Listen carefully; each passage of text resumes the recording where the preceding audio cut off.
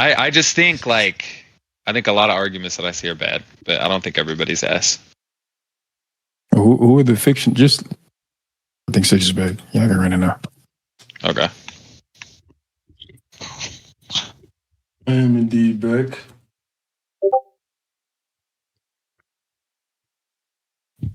Hello? All right, bet. Let's get it started. We'll do, man. Good boy. All right, let me show. You so weird ass son. I'm gonna add Gyro to the GC and get him on you. Oh no, not Please Gyro, don't add bro. that nigga, bro. Gyro's a Yeah, fucking him, freak, bro. That nigga is crazy. I'm not gonna add him. He was asking me if he could watch, and I was like, bro, I saw like some of the interaction y'all had earlier, and I was like, yeah, hell no, absolutely not. No, what's up with that nigga, bro? He just be rage baiting and shit. I'm not gonna lie, like. Tell him it's working.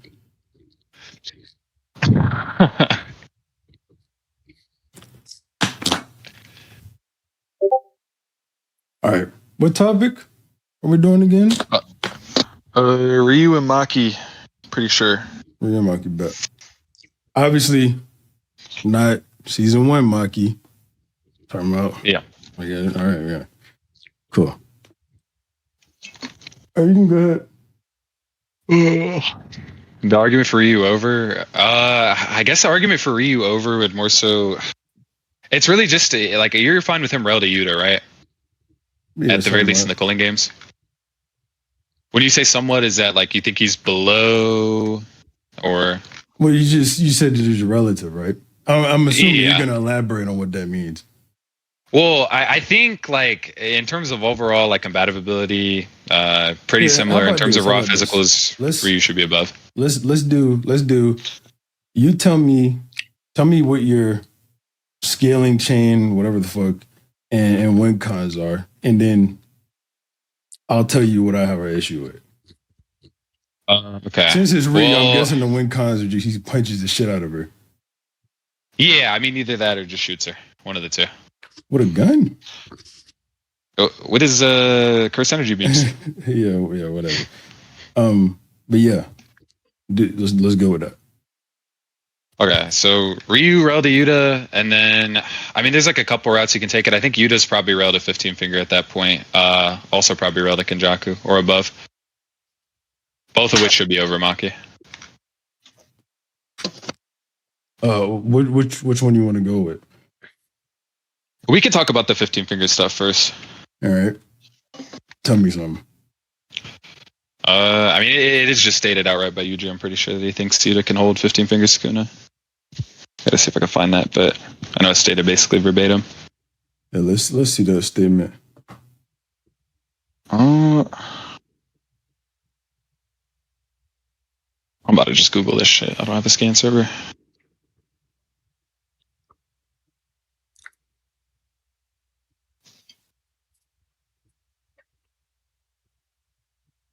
Google, bro. It's in chapter what one, bro? Whatever switches Okay, I found it. Oh. Don't hesitate to kill me. I think you can do that. Understood. I'll do what I can. And you think this means that he thinks he could take going 15 finger Sukuna? Yeah, presumably. If he was like way below Sukuna, I don't even think it'd be relevant whether he hesitated or not. If he's just gonna get folded. Yeah, I think there's like different contexts in which Yuji could be talking about. Like if Yuji's assuming, okay, well, 15 finger Sukuna comes out, y'all fight. I don't think you would hesitate, or he's about to switch with Sukuna and then Yuta doesn't hesitate, he'll just get the job done. Whereas other people would hesitate. I don't see the implication that he's talking about. If Sukuna was to have a fair start, Yuta has a fair start. You know, Yuta wins. Wait, what do you mean by fair start there? Okay, so say for example, the Yuji Sukuna switch begins to happen, and then Yuta cuts him off. Like, you're done. Dead. Do you think he even has time to? Do you think like the switching process is something that takes time generally? Yeah, let me get an example. Hold on.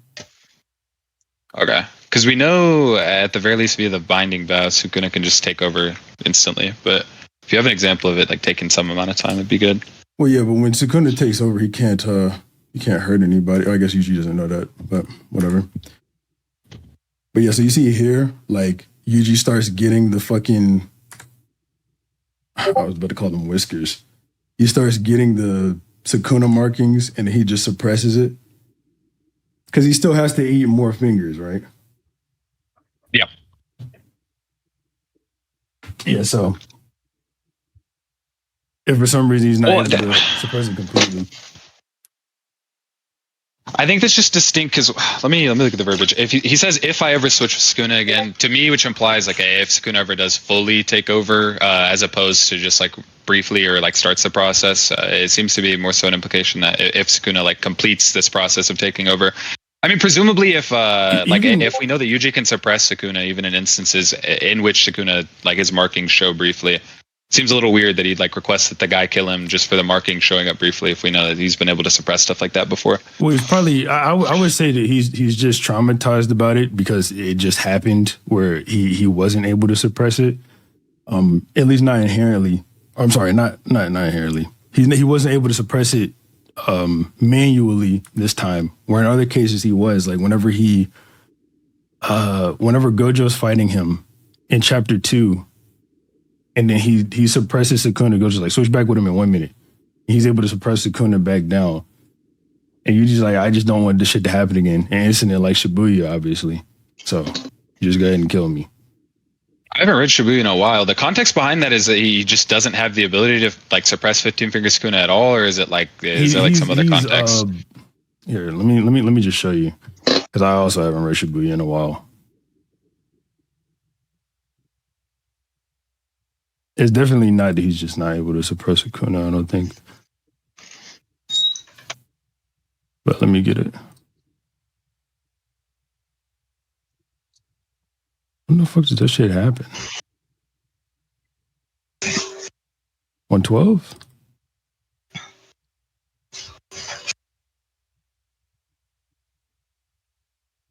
Yeah, here. So this is when he's unconscious from something.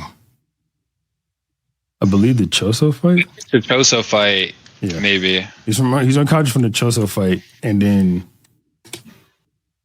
Jogo's feeding him the fingers. You see like the markings already appearing. And then Sukuna. Jogo's feeding the fingers. Wait, so okay, but we know like Yuji has knowledge of all the stuff that happened, right? And like presumably like regained consciousness at some point throughout like what Sukuna was doing? Or is he just knocked out for all of it? I'm sorry. Ask again? Well, I'm saying like during Shibuya, like after he gets fed the fingers while he's knocked out or whatever, we know he like retains knowledge of whatever happened, right? And presumably at some point regain consciousness, because like if you're saying he's traumatized by this stuff, he should have like some level of knowledge on it. Hold on, let me actually take a look at that. I don't remember exactly what Yuji saw.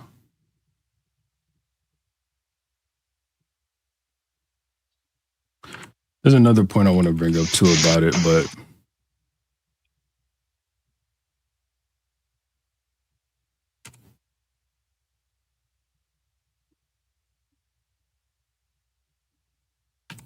yeah, and your question was just whether or not Yuji saw the things that Sukuna saw, right?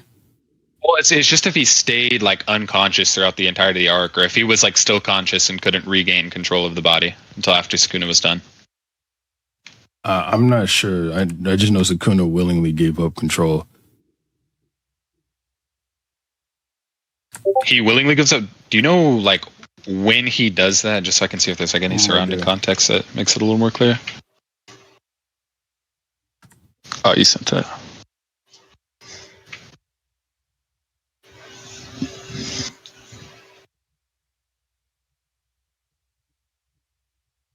Yeah, Yuji seems to have some recollection of basically all of the events, which to me implies that he was conscious for a lot of it, especially if you think it traumatized him. It seems to make more sense that he was like actively experiencing it as opposed to just remembering it. But if that's the case, then it seems like once the process or like switch has started at all, he has like no hope of like regaining control essentially until Sukuna gives it back. I'm sorry. What's the implication for that? You think Yuji was awake the entire time? I think it's more like. I mean, at the very least, from the beginning of what we see, yeah. I think it's more so that whenever Sukuna switches back, Yuji gets those memories, and that's why we see them right there.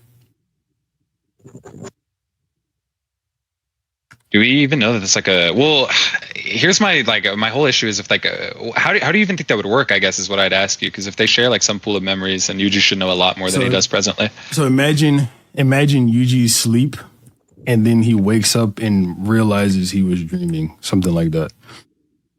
Like when you he wakes up and realizes he was dreaming. No. That it's like an analogy. So, well, like for no, I know. Okay. So like when you're asleep. Sometimes anyway, you don't know that you're dreaming. Then you wake up and you know, okay, like you start remembering the shit that was in the dream. I think it'd be some shit similar to that. Like Yuji comes back to consciousness. You remember? I was like, oh shit, and then he vomits.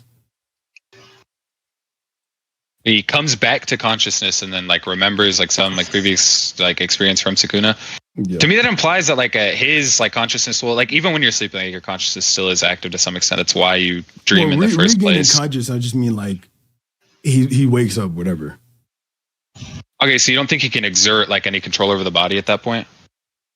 I mean, I guess under that interpretation, no, he wouldn't be able to.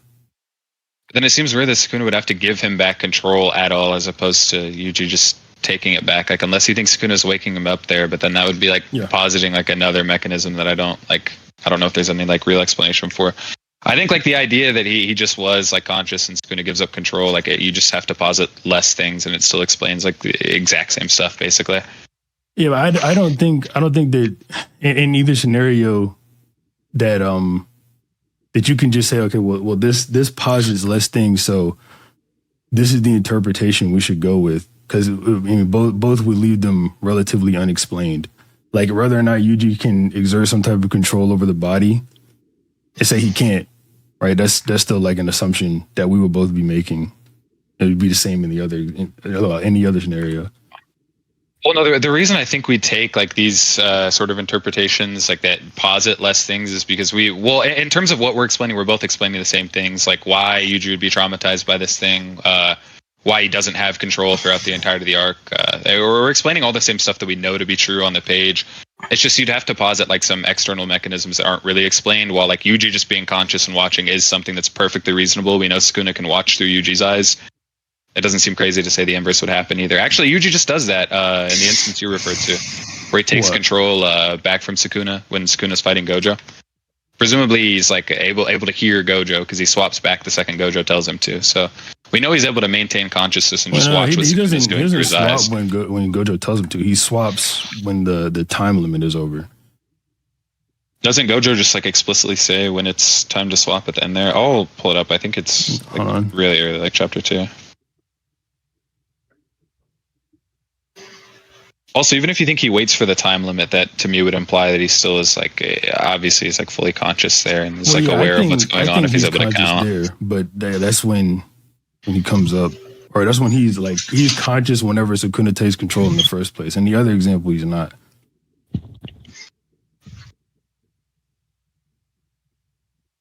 Let me pull it up and see, because I'm pretty sure Gojo does like tell him when the time limit's over for whatever reason, but might take me a second to get the chapter to load. It's chapter 2, right?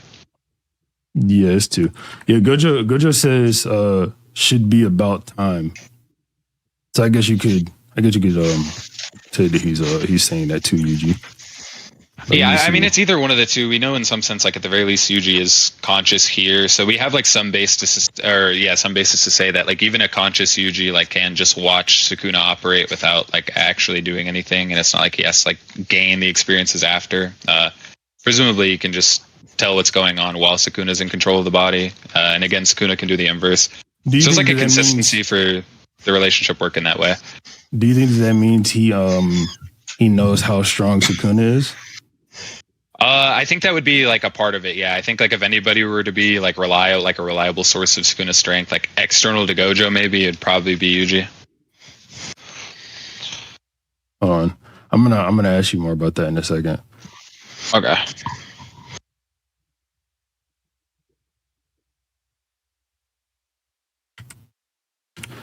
a damn minute.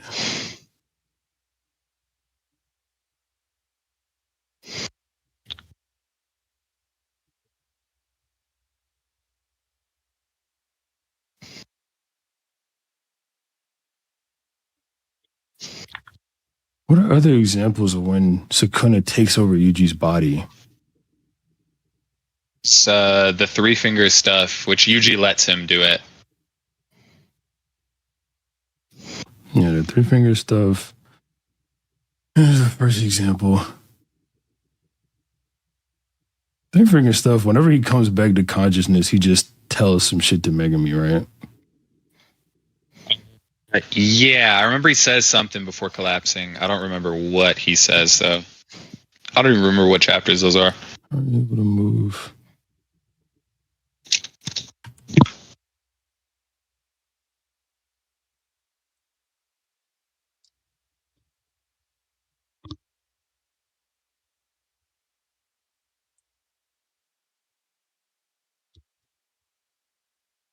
Okay. I'll circle back to this in a minute. Because niggas want to talk. Okay, so what did you say in response when I asked if you think Yuji would know how strong Sukuna is? Yeah, I said I think that would follow from like if he is like presently experiencing whatever Sukuna's doing, he should have like a really, really good basis. I would like I would understand that Yuji can like see it, but I don't think that means that he is like experiencing Sukuna's experience, like with using a reverse curse technique when he uses it, or opening his domain or anything like that. Doesn't he learn Sukuna's curse technique just from Sukuna having used it in his body so many times? It gets engraved onto his body, but he doesn't know it from that. No. Let me see if that's. Maybe look for that. But wait, what do you think he's missing? Like that would disallow him, I guess, getting like an accurate gauge of Sukuna's strength. Like you really can see what's going on. I'm also wondering what would give him the accurate gauge. Because yeah, he could probably see what goes on. Like truly, whether or not he gets the memories or whether he was conscious for the thing wouldn't even really matter to that. But I agree, he can see what's going on, but I don't think that means he can feel it. You know what I mean? Well, yeah, I don't. That's my whole thing. Is I don't think he needs to feel it. I mean, he sees like any showing. Obviously, like in that arc, obviously should see like how fast the guy's moving, like the level of destruction he's able to cause. He sees basically the entirety of his arsenal. He's got like a good gauge on his RCTs. Seen him like regrow limbs basically instantly. I mean, beyond that, it would just fall down to like he should know exactly how much energy, like curse energy, Sukuna has. Considering they share the exact same pool, like of curse energy. Do you think that Yuji is around Sukuna's level then, or do you think he thinks Yuta is that strong? Based on how much he believes Yuta to be holding back? It's presumably the latter, but I think like part of the basis probably comes from Rika as well. Like the second Rika gets involved, Yuji just gets like absolutely no diff. But I don't like there's implications of holding back. I mean, he sees Rika who's able to like casually restrain him. That would probably be the inference anyways. If he just assumes that Yuta is like somewhere around Rika level, or at the very least, like he considers like the Rika part of his arsenal to be the strongest or whatever. We know it's consistent that Yuta scales to Rika. It's stated in the Culling games like a couple of times that they're comparable. It's even shown against Ryu, like they're both about the same level. It's stated that they have similar toughness. No. Sure. So say it later. Say it later. That's not even something I disagree with. Keep going. Shit. What was I even talking about? I think that's like that. It's really all there is like he like should have like a pretty good reason to believe Yuta's holding back because he's seen like Rika, who's presumably is not holding back at the very least in her attempt to restrain Yuji. That's really all he's seen. I mean, if you think Yuta is holding back, it kind of just goes to upscale him even further. Do you think Yuta's holding back? If not, I mean... Well, yeah, I agree. It's more so just if you think that like Yuji's accounting for the holding back stuff, probably just should go to upscale even further because whatever he's seen, like I doubt it's just like this case where I I'll get into this later because I think Well, it's more consistent that Yuta scales to that level. But I doubt us that Yuji's like overestimating the guy based on the holding back stuff. Presumably, he's just operating off of what he's seeing. Yeah. Okay. So that's more what I was going to get into. What? So if he's operating off of what he saw, then he thinks what he saw was comparable to, I guess, his memories of the Sukuna incident, right? Yeah. Like just all the knowledge he has about Sukuna, like from what he's seen of Yuta, should be comparable. Yeah. Yeah. Okay. So then, from what we see of Yuji and Yuta, they're about relative. That's why I was asking if you think that Yuji's relative to Yuta. Oh, I'm not relative to Yuta. Yuji's relative to 50 Figure Sukuna. Oh no, because I think a lot of the basis presumably comes from Rika, because Rika just does way better than Yuta does, at the very least in his fight with Yuji. Just from the restraint alone, you think Yuji's like, yeah, he can deal with the domain and all that? I mean, yeah, she just kind of spawns in, grabs the guy, and holds him so tightly he can't move at all while Yuta just stabs him in the chest. And we've seen like consistently in JJK, if you're comparable to a character and like external to like very specific like characters who specialize in one stat, like Nobito. Typically in JJK, like if you're comparable to somebody in speed, you're comparable in AP, like those sorts of things. Considering you could just amp your physical body to the same extent because you have the same pool of curse energy, same skill with manipulating it. You just have to choose what part of your body to amp to that extent. Yeah, we can talk about that in a second. I would want to see examples of what you're talking about. But so Rika, because we do know like being physically strong is also a thing, right? And Rika usually doesn't know whether it's a Shikigami or curse spirit or whatever. He's just like, what the fuck is this thing? And it's physically holding him back. And that's why he thinks it's so strong.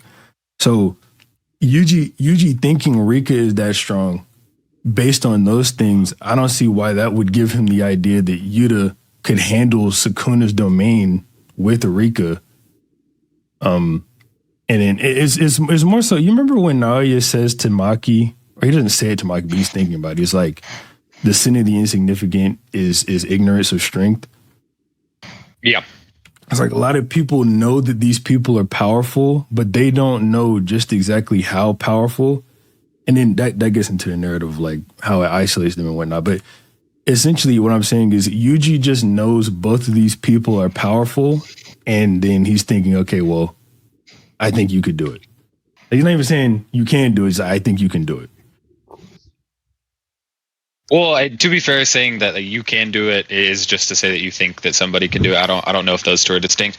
As for the whole ignorance thing, well, no, he does say I think, but like when you say you can do it is literally just you verbalizing that you think somebody can do it. Like I don't think those two things mean anything different. I think there's a difference in impact whenever think gets added in. Because whenever you say think, you like make sure that someone knows, okay, this is just my opinion, right? But whenever you say, okay, you can do it, you're saying it like as a matter of fact. Yeah, do you think like I guess like the lower level of like certainty that he has in his mind, like if you think that's the implication, would you not just say that like is more credence for them being like relative as opposed to you to just being cleanly above?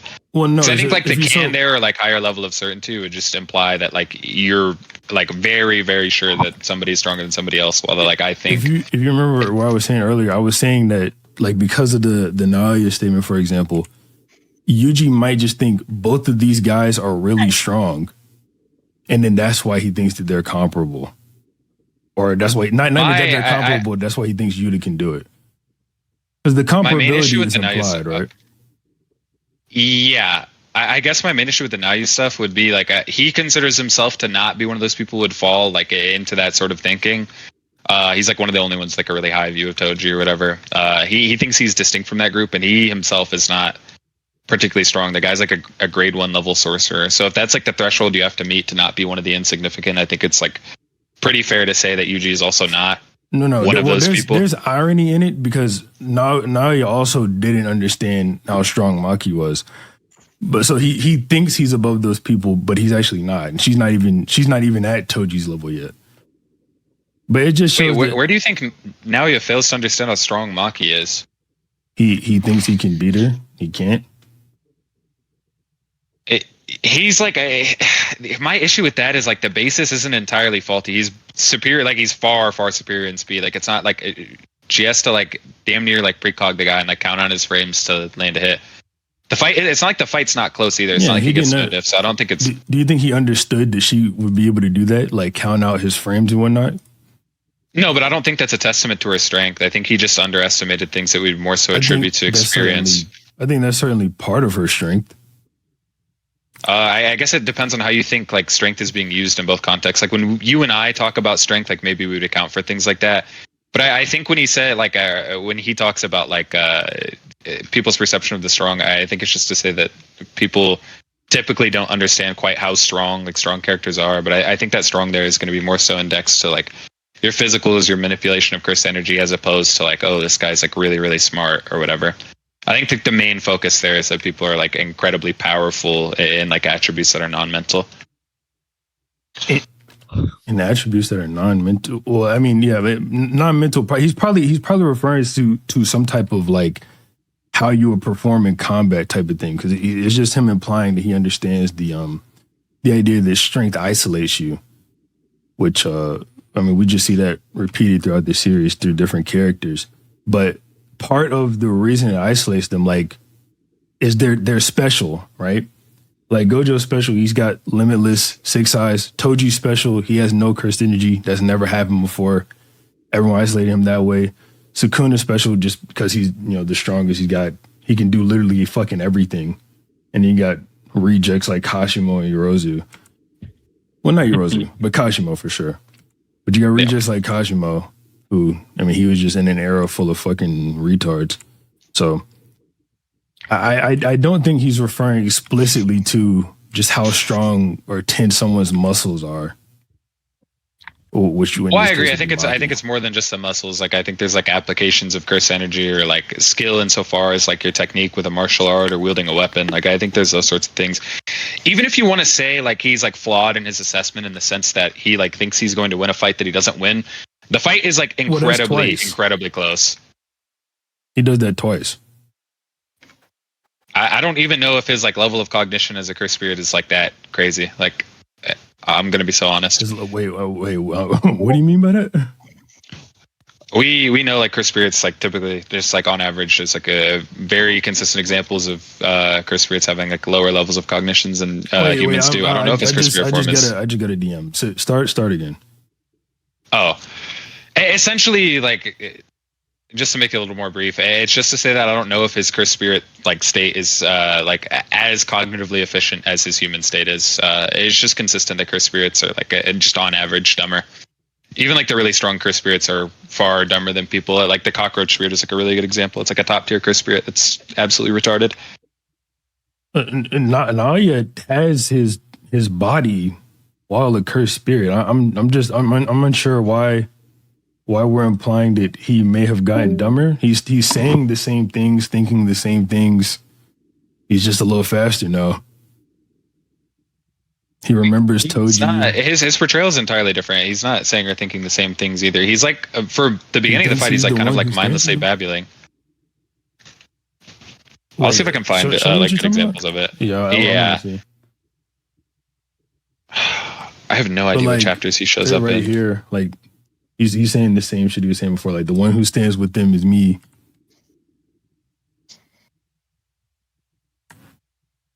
Dude, well, I'll look for this stuff I was just talking about in a second.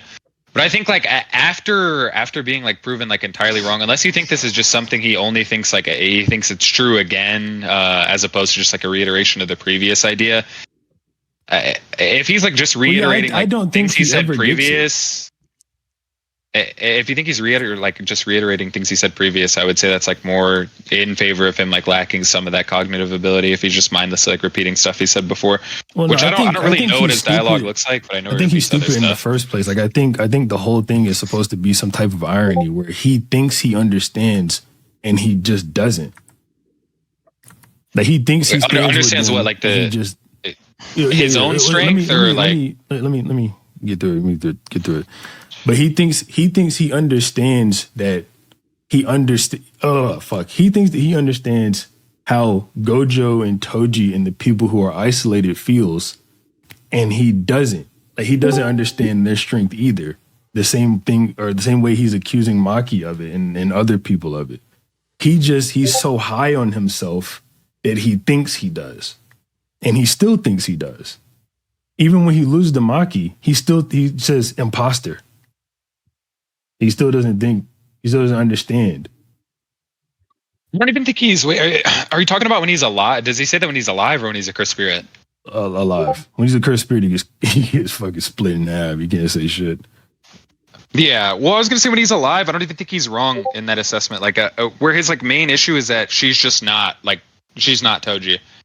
That's like his main assessment, like, or what he gathers from the fight is that she's not on the level of Toji. She wouldn't be able to understand this, that, and the third. He's not even wrong. She's like explicitly not Toji level at that point, and he's like presumably like one of the few people that would have been able to pick up on that.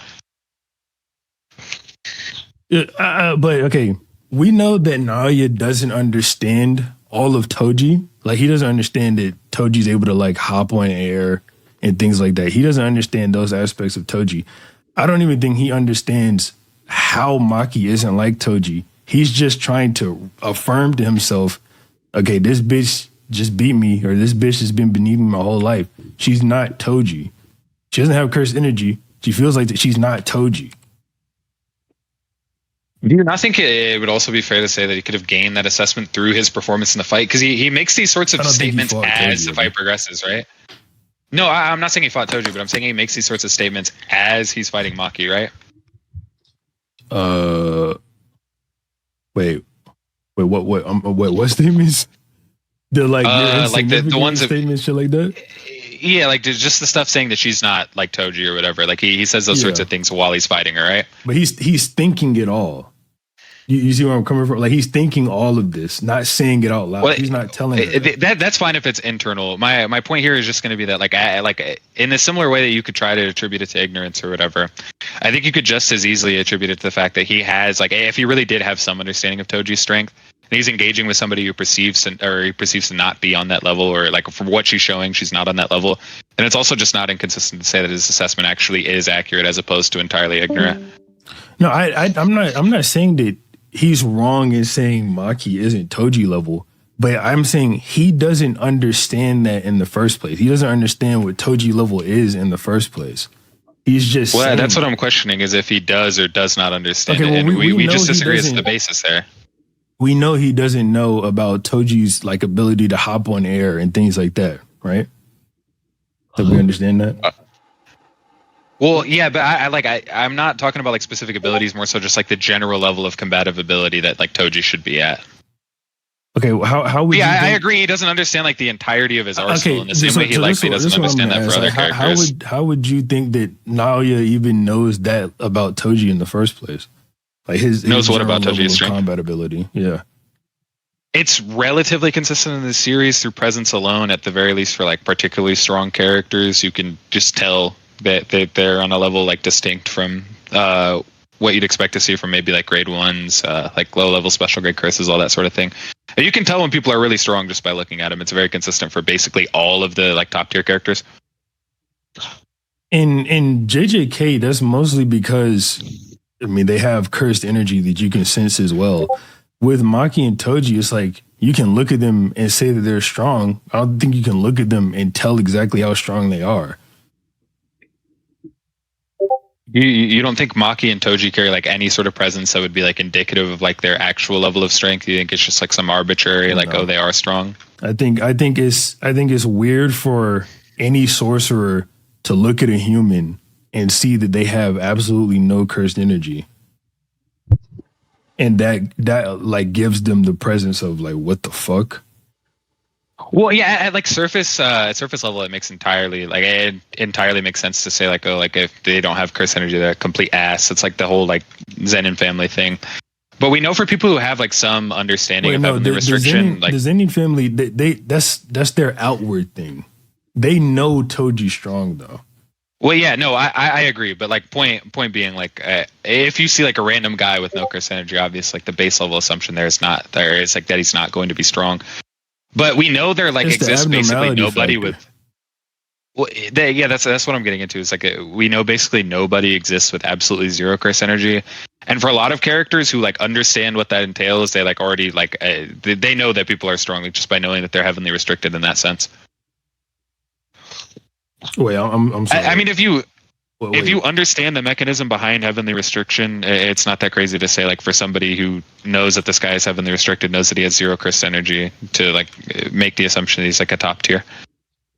I would imagine it's not like Toji did nothing either. Like we know he's running around killing a bunch of people. Like for Naoya to have accumulated basically no knowledge on the guy he idolizes seems crazy. And he probably has knowledge of his kills or maybe something like that. I don't think that means he has knowledge of his combative ability or he saw him fight.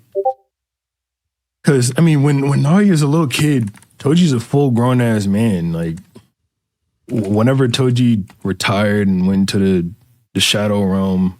Shit like that. Like there's a whole bunch not there to say like I think Naoya probably would have tried to watch Toji fight, but that doesn't mean he did, or was even able to.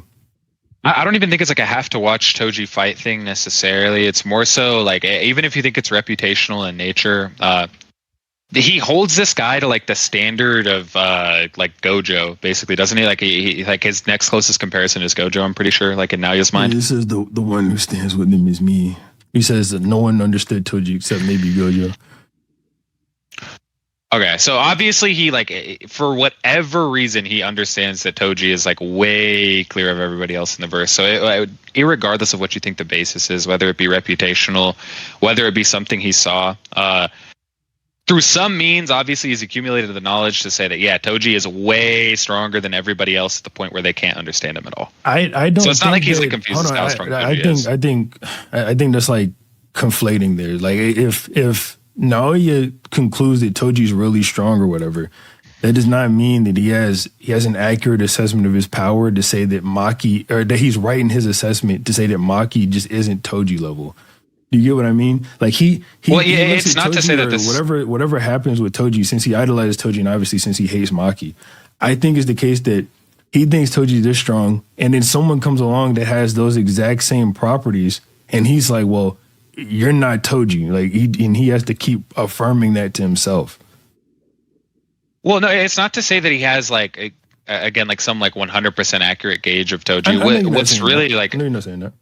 What's really important here is more so like if he like would understand that Toji is strong enough to create a distinction between both him and Maki, which like again if he thinks Toji is like this unparalleled guy who can just no diff everybody else that's not like Gojo essentially. I mean you could say that's like kind of arbitrary to make that reach, but at the very least he thinks he's so much stronger that he's like he should be like incomprehensible to everybody else basically. If he holds Toji in that regard. He thinks he can understand them. Yeah. No, he thinks he stands with them.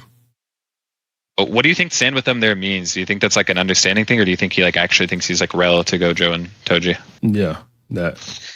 I think he thinks he's up there with them.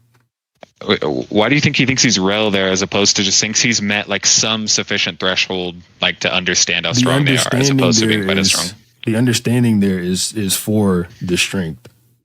Like the sin of the insignificant, in other words, the people who aren't that strong, is the ignorance. Oh shit! I gotta hop in the car. Give me like 5 minutes. I'm about to walk out to the car. I will like I can hop in the VC like while I'm in the car. Like I just saw that shit on my phone. Service is probably going to be ass. If you'd rather, we can continue the conversation like at like a later time. But I'm fine hopping in the car. We'll test it out. If not, then we'll just move on. All right. Give me like 5 minutes. I'll be right back.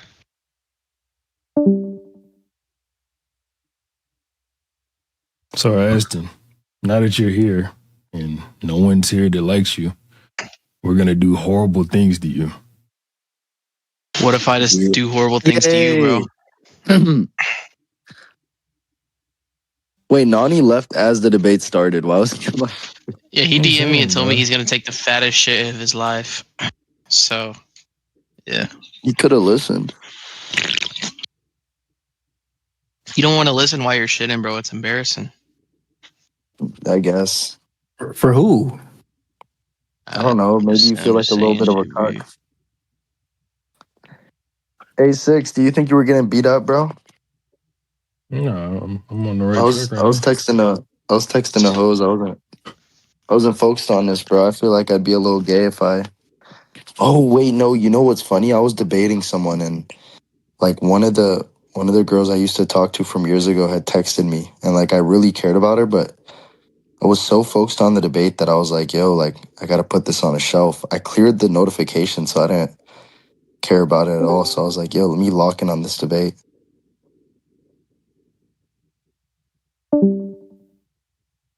Oh, and he just He aired you, bro. Hey, no, man, he's about to leave.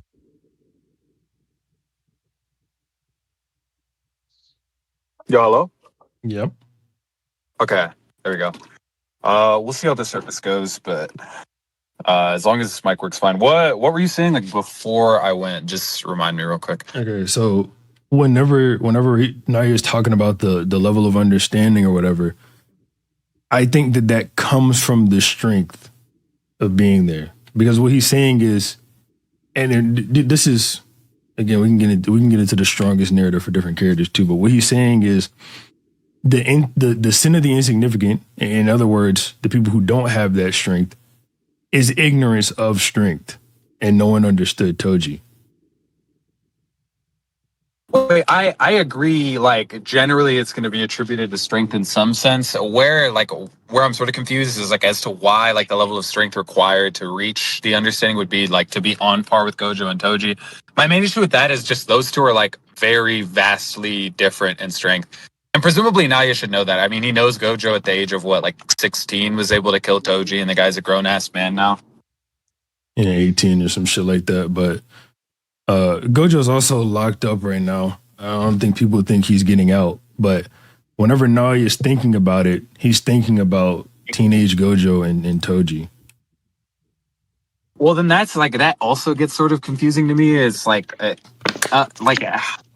would more like a response to the narrative as a whole, but like there are like characters that are maybe this is talking about RCT Gojo, I guess.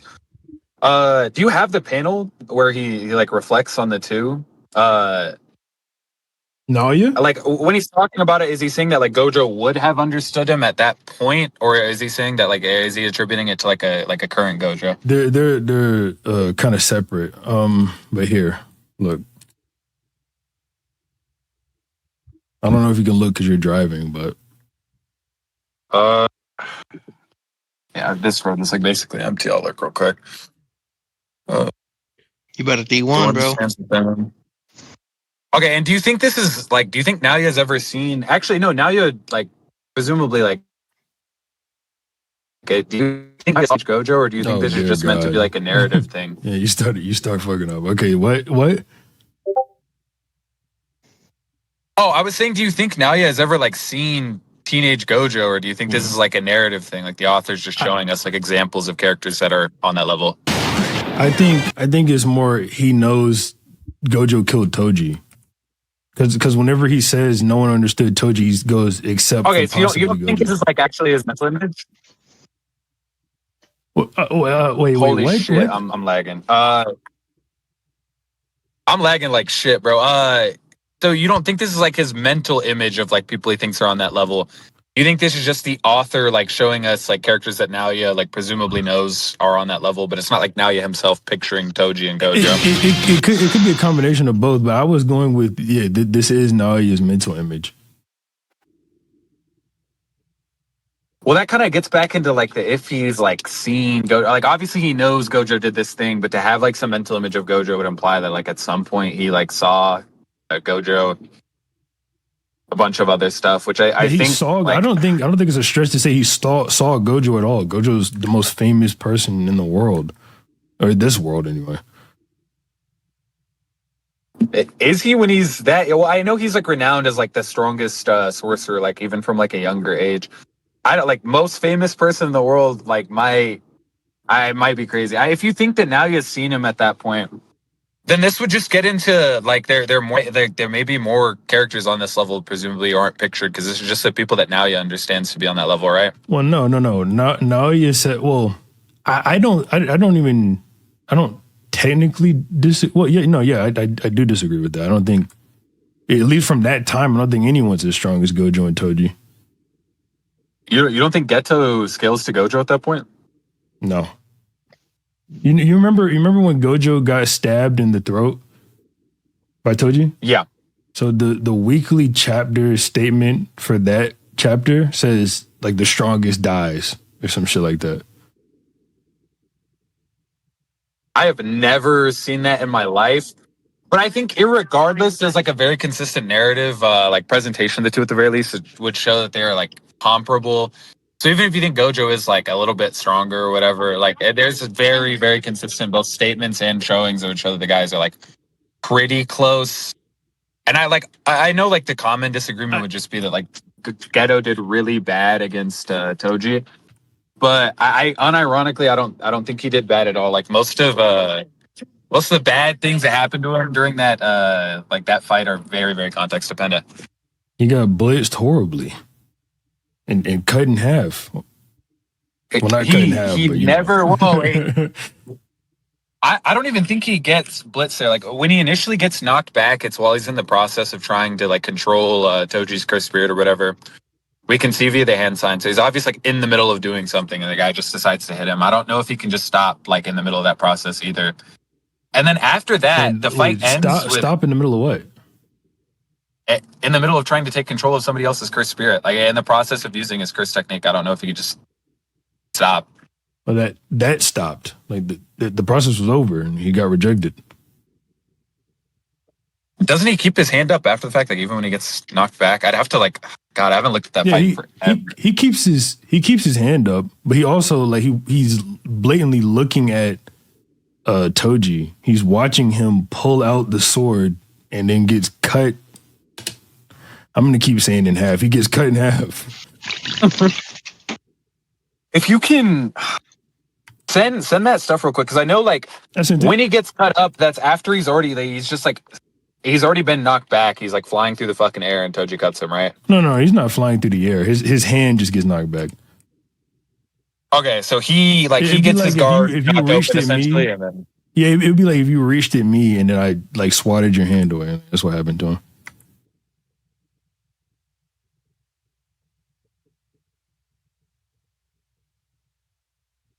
Okay, wait. Let me. Okay, so wait, no, he's still in the process of like figuring out what just happened with regards to like the cursed spirit. What my attack was repelled, and then he gets attacked while he's in the process of figuring out what's going on. Like the guy's very obviously confused. It's kind of inconsistent with his other showings as well. He does much better at the start of the fight. At the very least, his cursed spirits do like the Rainbow Dragon Loki does pretty good at the start of the fight. Geto's also able to keep track of Toji while he's running around. Wait, when? What are you talking about? Like right after he stabs Gojo, when those two go to start their fight. Like it's when okay, I'm not gonna lie, Gizbob. I'm about to go check. I promise you made that up. You can. Well, how do you think Geto attacks him in the first place with the dragon? Gojo. Well, the dragon happens whenever Geto and Toji fight 1-on-1. But yeah, it's after Gojo gets stabbed in the neck. It's after he gets killed or whatever. But yeah, when Toji's running around, like that's what you're talking about, that doesn't happen. Geto's gone by that point. Doesn't he swallow him with the worm at the start? I'm pretty sure. So here, I'm gonna send the whole sequence. So you see, right here, Gojo starts pushing Toji away with blue. Toji goes in the air. The worm swallows him while he's like that. And then Toji cuts out of the worm. Toji cuts out of the worm. And then you see he says, "Where'd the star plasma vessel go? They're gone." And then he right here he starts hopping around.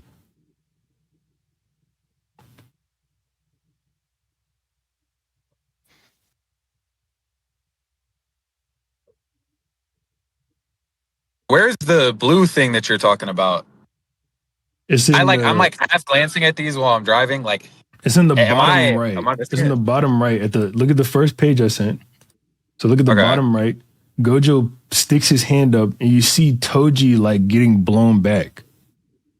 And then he's in the air for the worm to swallow him.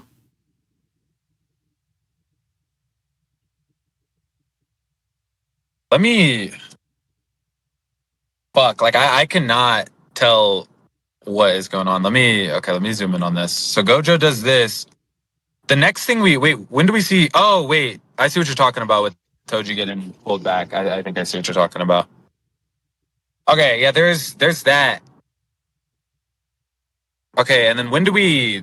Did you send any like the Rainbow Dragon related stuff or no? No. Not yet? Yeah, I wanted to get through this first. Okay, so the Rainbow Dragon. Let me go pull up 73 again. Hold on. Yeah, so the Rainbow Dragon is coming at Toji. He's clearly trolling, shooting it, knowing it won't work.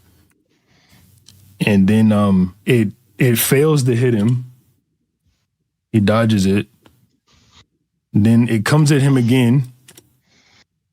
And then he cuts it in half. Literally this time. There's no me adding that in. Doesn't he bit by it before he cuts in half? Like he gets pushed back by it? No. In the anime, he does. I think that might be what you're thinking of. That probably is what I'm thinking of, but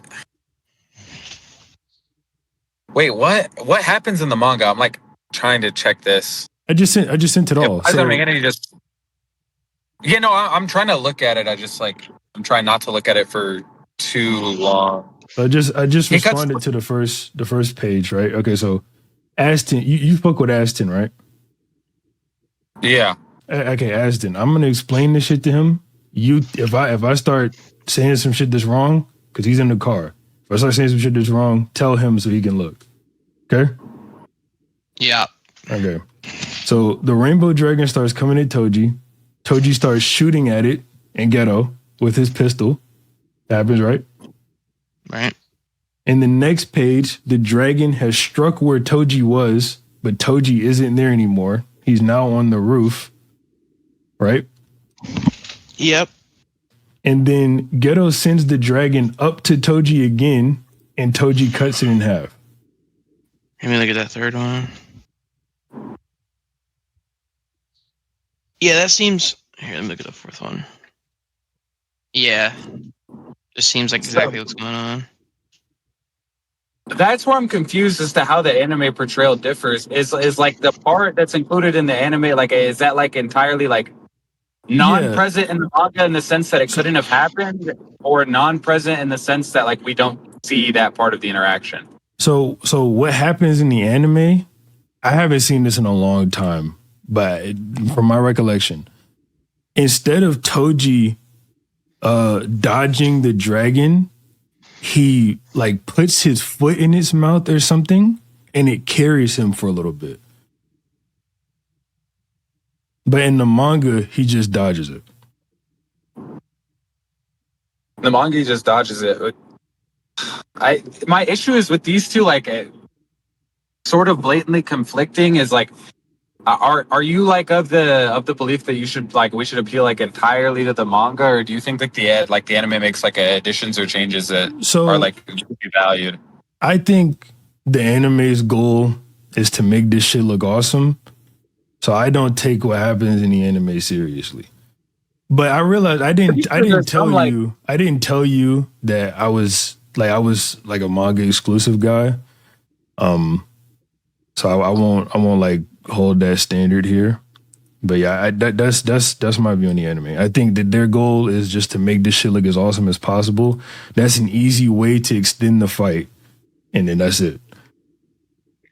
Does it meaningfully extend the fight, or is it like he like gets dragged around and then cuts it in half? Well, they extend the fight. They extend the fight a long time in the anime because Ghetto has the pistol that shoots octopus curse spirits. You know what I'm talking about? I don't even remember that. I'm gonna be honest. Yeah. Well, okay. So Ghetto has this he has this pistol. He's clearly doing it for fun, but he's shooting at Toji with octopus curse spirits while he's in the sky. And then he sends the dragon up to him, and Toji cuts it in half.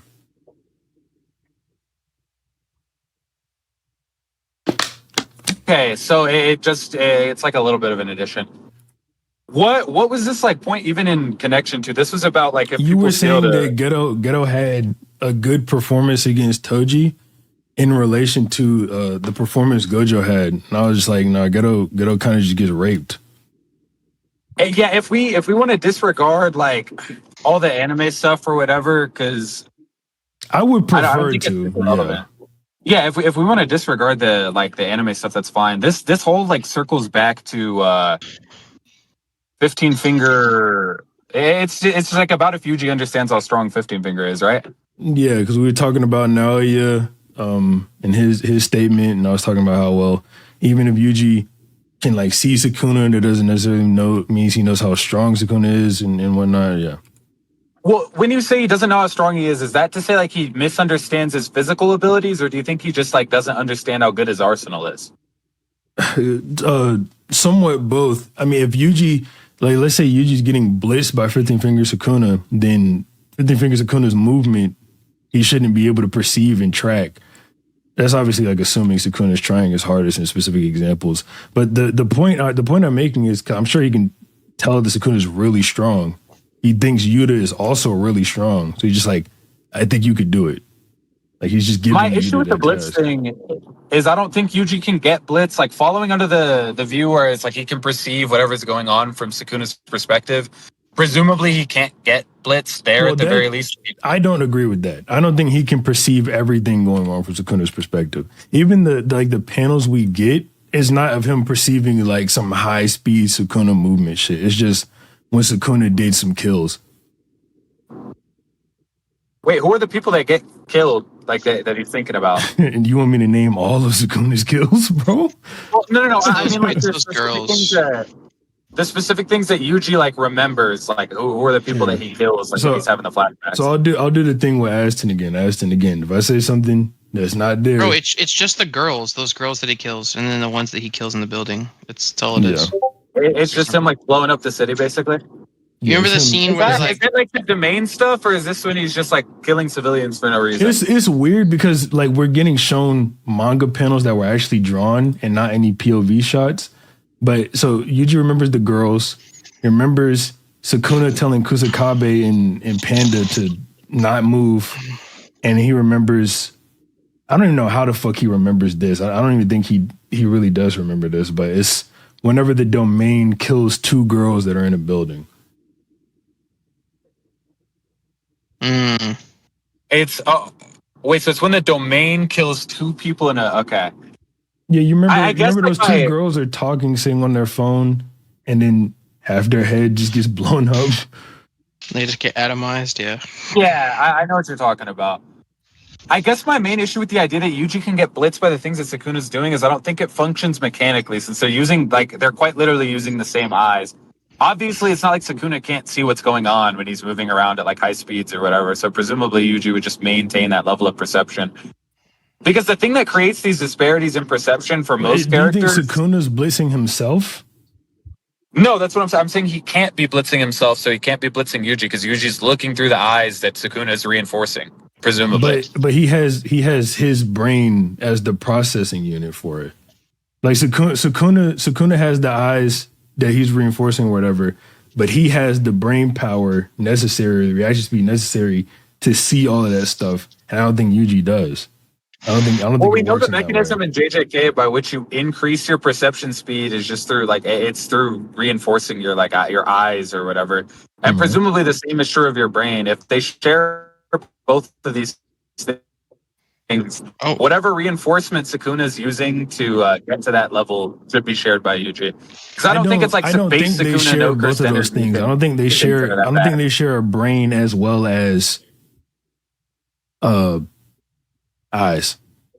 I think they share eyes, but I don't think that they share a brain because Yuji doesn't have Sukuna's memories. You think there are two brains in that body? I think because the soul is the body. So I think Sukuna has his own brain in there when he takes over. Obviously, he's the one like in control or whatever, and then Yuji has his brain. Well, the soul is the body is just to say that the body conforms to the shape of the soul, but I don't like. It seems really weird, like in a. Well, no, it's definitely literal. Like that's how like Kenjaku's able to take people's soul, put them into other people's body, and then the body of that person comes back. Yeah, that's what I agree that it's literal. I'm saying like the body just mimics the shape of the soul. My issue is just in pausing. It seems assumptive to posit there that like for whatever reason, the shape of the soul has changed, thus that there's a second brain in the body that nobody has ever commented on, including the two relevant characters. No. Yuji, like the second brain in there would be in Sukuna's soul.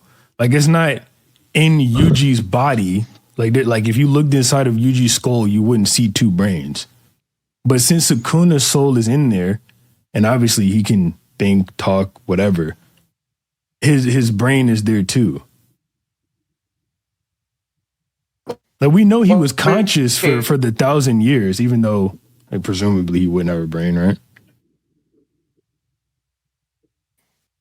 Is it 1,000 years? Yeah, it's 1,000 years.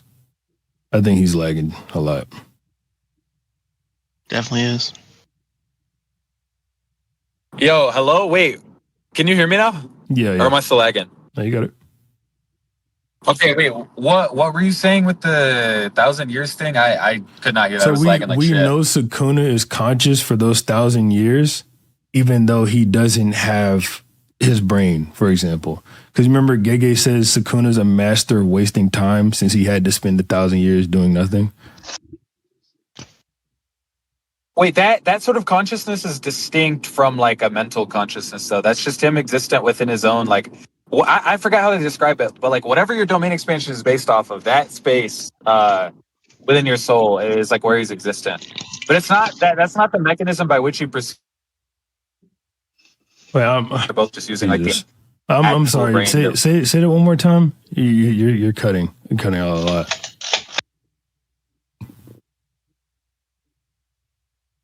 Am I good now? Yeah. Well, I mean, for that sense.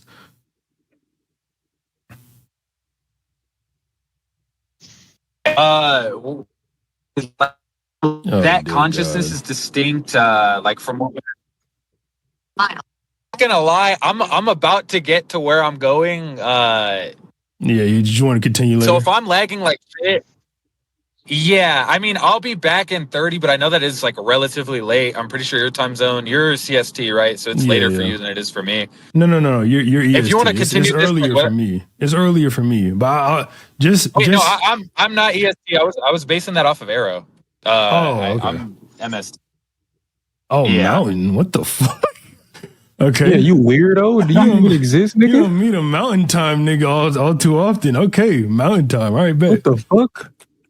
Yeah, I'll be back in 30. I mean, if you're on, we can continue the conversation then. If you would rather, like, at like a later date, like we can do that as well.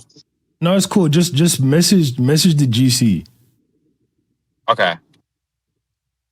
All right, I'll message when I'm back, bro. I'll catch you. Yeah, that nigga was lagging so bad he didn't even finish his sentence before he left. All right, regroup in 30. Yep. All right, Gully, bring your head back in 30, boy. All right, good.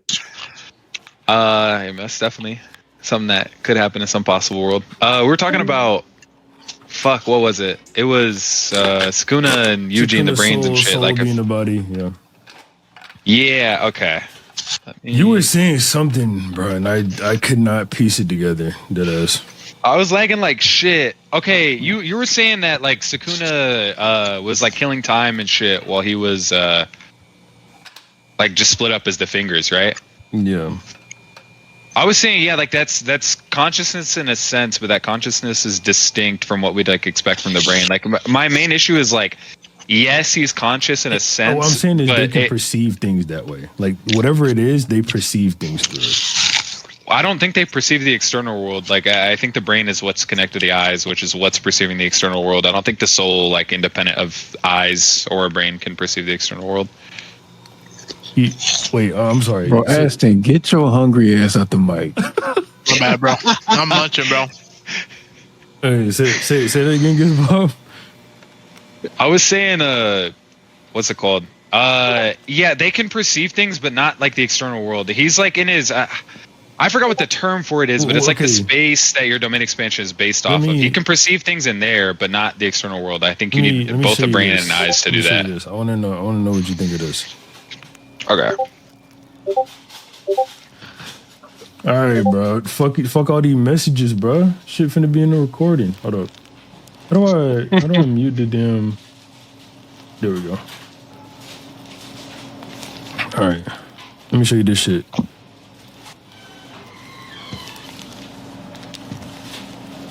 It's probably the best example I can think of currently. Let me make sure. Nope, wrong chapter. Wrong chapter again. Fuck.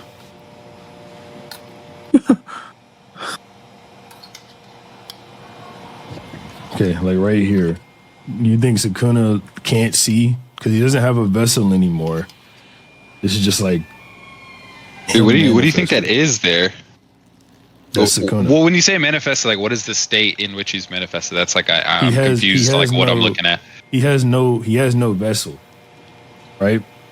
He has no vessel. He has some physical form, though, no, and eyes. Yeah, he has some physical form, but whatever physical form he has is just from the soul, because there's no vessel. Well, yeah, no, I agree. The body follows the soul, but I'm saying like what allows him, like if he was still in the same state but did not have eyes nor a brain, I don't think he'd be able to like assess what's going on around him. Okay, but if he has eyes or a brain in this instance, right? Like look at this right here. He's talking while he's literally being vaporized. Yeah, like he just heard Yuji or whatever, right? If he couldn't perceive things while in this state, even though he doesn't have a brain, then what the fuck is going on? This is like not like an uncommon thing in these sorts of manga where like a character is like fading out of fucking existence and still like saying some shit. I really don't know, but knowing that he has some physical manifestation here is like sufficient to like meet the conditions under my view. It's really just like, wait, why is it insufficient? Because here, so what you're saying is Sukuna's able to perceive and see things through a brain because he has Yuji as a vessel, right? In this instance, he has no vessel at all. Whatever's here is just the manifestation of his soul that's left after being ripped off of Megami. So there's no brain for Sukuna to attach to. So if he has a brain here, or eyes, whatever, that he can still see and perceive through, he can either perceive things while he's a soul, or the soul has the brain too. Do you think he's just a soul sitting there, or do you like my whole point is that there's some physical manifestation that represents the soul? There is some physical manifestation, but the physical manifestation that's there is from his soul at this point. There's no brain. Or are you just saying that the shape of his soul can like allow for the existence of a brain that's not already present? I don't disagree with that. What I'm allow for a brain that's not already present. No. What I'm saying is, if Sukuna being able to perceive things was dependent upon the vessel's brain and not his own, he wouldn't be able to perceive things in this state. But he can't. That would be presupposing. No. I'm saying he's reliant on the vessel's brain insofar as he's using the vessel's eyes, which are attached to the vessel's brain. In a case in which he's not using eyes attached to a vessel's brain, then there's no connection, or like there's no reason to believe that he'd be relying on those things. He might be using eyes that are attached to the vessel's brain, but since he's attached to the vessel, they would also be attached to whatever the fuck his brain is at this point. Wait, no. Like this is like the sort of confusion. Is you grant that he hasn't manifested like some physical brain in Yuji's body, right? Like obviously there's not two brains sitting in his skull. I think whatever. Yeah. Like there's no brain sitting inside Yuji's skull that's from Sukuna. But I think that wherever Sukuna's brain is, he can perceive through it, and that's how he's able to have his thoughts and memories. It's kind of weird because I think the memories at the very least in JJK are like directly tied to the soul, like independent of a brain. What I think is happening there is more so like it just follows into the view. It's not meant to be like a response. It's more so just like if this view is true, that would be like how you'd explain that. Well, that would be circular. That wouldn't respond to what I'm saying. That's why I just said it's not a response. That's why I was getting into okay. My yeah. No, what I think is happening with the whole like Sukuna, like his soul manifested there, is like now that he doesn't have a vessel or like any other brain, eyes to rely on, he has to manifest himself. Which again, we know if the soul has some certain shape, the body will follow that shape. Scene? He gets like punched out of Megami, doesn't he? Like I don't really remember how it goes. Well, you said he like has to manifest himself. I thought you thought he did this willingly. No. I'm just saying, like, now that he does not have a vessel, like, for him to have the means by which he could do this stuff, presumably he's just manifests this stuff himself. But we know there's no like physical way for him to do that in Yuji's body, like presumably. Like obviously he can't manifest literal organs in the guy's body. I mean, like actually, no, I guess that's not true. He can. He has extra on his eyes. like, body and shit. Yeah. Yeah, he can do stuff like that, but if we're both under the view that he doesn't like do that with another brain, then well, I don't think he has to. What I'm saying is, I think he can perceive things without that just brain. Like I think he has a way to perceive outside of that. Because I think the soul is the body, so he basically just has his brain. Wait, is that all just relying on this, like the scan that you just sent? It's not all completely relying on this, but this is definitely support for it. Oh, what else do you think there is like external to this scan? Because I don't think this scan is like something that runs counter to my view. Both exist inside his innate domain and talk to each other. The fact that that's what they're called, innate domains. He's wasting time for 1,000 years. A few things. Well, yeah, no, I grant that the soul can interact with the innate domain, like, but that's again like distinct from the external world. I don't think that actually like it is anything in favor of the view of the external world, but it's still perception. Well, yeah, it's perception insofar as like you can. It's all internal. Like they're like entirely distinct. There's no mechanism, or at least a clear mechanism bodily by which you would have some perception of an innate domain like that. It's obviously not something we can correspond like any real life organ. You would bring it forward through domain expansions. We know that's what that is. What I'm saying is inside of that innate domain, regardless, Sukuna is perceiving the thing. What is he? Well, yeah, what he's perceiving is the innate domain, which is like, isn't the innate domain just like a represent? And whatnot. He's perceiving Yuji? Yes. Well, yeah, that's a representation of the soul, isn't it? Both souls are inhabiting the same body. I don't see why he can't just perceive the other soul present within the same vessel. Well, he dragged him into this innate domain, but the reason he's able to perceive it is obviously because on some level he can do that without a brain. Like if let's say so. But what do you think he's perceiving there? Like, that is Yuji's soul, right? That he's perceiving. It's not actually. But he's perceiving it though. Like you know what I'm saying? Well, yeah, but that's like. It's mostly irrelevant to like whether or not he can do this with the external world, because one thing is rely on organs, one is like some entirely, or at the very least relatively unexplained mechanism that I don't think the two are correlative. All that really needs to happen for the external world part is that he needs to be able to perceive things outside of just a brain. Well, so then he can connect his eyes are connected to his soul. Yeah, but this would be like positing like some like entirely new thing where it's like, oh, like the eyes are both connected to Yuji's brain and this guy's soul for whatever reason. As opposed manifest his own eyes. I brought it up earlier. Let me chill out. I know. Well, I know he manifests his own eyes. I just okay. Do you think Yuji can see through those? You think he manifests his own eyes connected to Yuji's brain instead of just he manifested those from his soul, which just has those body parts? I don't know if there's even any issue in saying they can both see through both the eyes that he spawns. I think he's still using the brain to be able to see through them. Is there like some like clear example of where like Yuji doesn't have what? Those eyes. There's no way for him to perceive through them. Wait, obviously Yuji doesn't. Well, no, the eyes are now a part of his body. Obviously, and the way eyes work is like there's ocular nerves. There's like, all these things that are just directly attached to the brain. What I'm saying is, I don't know of any mechanism by which you could attach those to things that are not Yuji's brain. Like this would just be like some entirely new thing that we'd be positing. I don't know what you're talking about. Connect them to something that's not Yuji's brain. They're connected to his soul. That's my entire view. Well, I know. I'm saying that's what's in question. Like we have no explanation as to how that would happen, or reason to believe that it does happen. We can just as easily explain it by saying he's attaching it to the brain. Wait, hold on. What do you mean we have no explanation as to how that would happen? Everything is connecting here. I'm saying Sukuna's eyes and whatnot are connected to his soul. His soul is able to perceive things even without a brain through the first example that I brought up, or it was the first example. The first example I brought up earlier, with him not even being attached to Megami, but still being able to perceive things.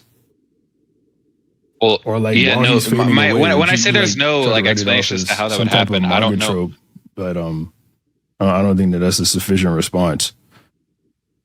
Yeah, well, no, just to be very clear, like when I say that there's no explanation as to how this thing would happen, I'm saying I'm very unclear as to how something physical would attach to a soul as opposed to some part of the body.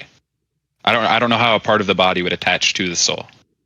The body conforms to the soul. Right? They're one and the yes, same. it conforms to the shape of this thing. Well, no, they're one and the same insofar as one conforms to the shape of the other, but they're not one and the same insofar as they're indistinct. One and the same, like they're the same thing.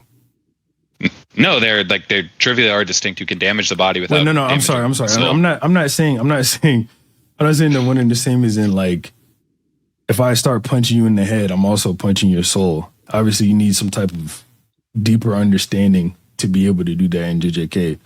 What I'm saying that they're the same thing is when you hit the soul, no matter what, you're gonna hit the body, right? Because that's what I'm saying. I agree. The connection goes. It's like the connection goes one way. Yeah. Okay. Yeah. So since the soul is like that, and since you can manifest your body through your soul, that's just what I'm saying here. That I know.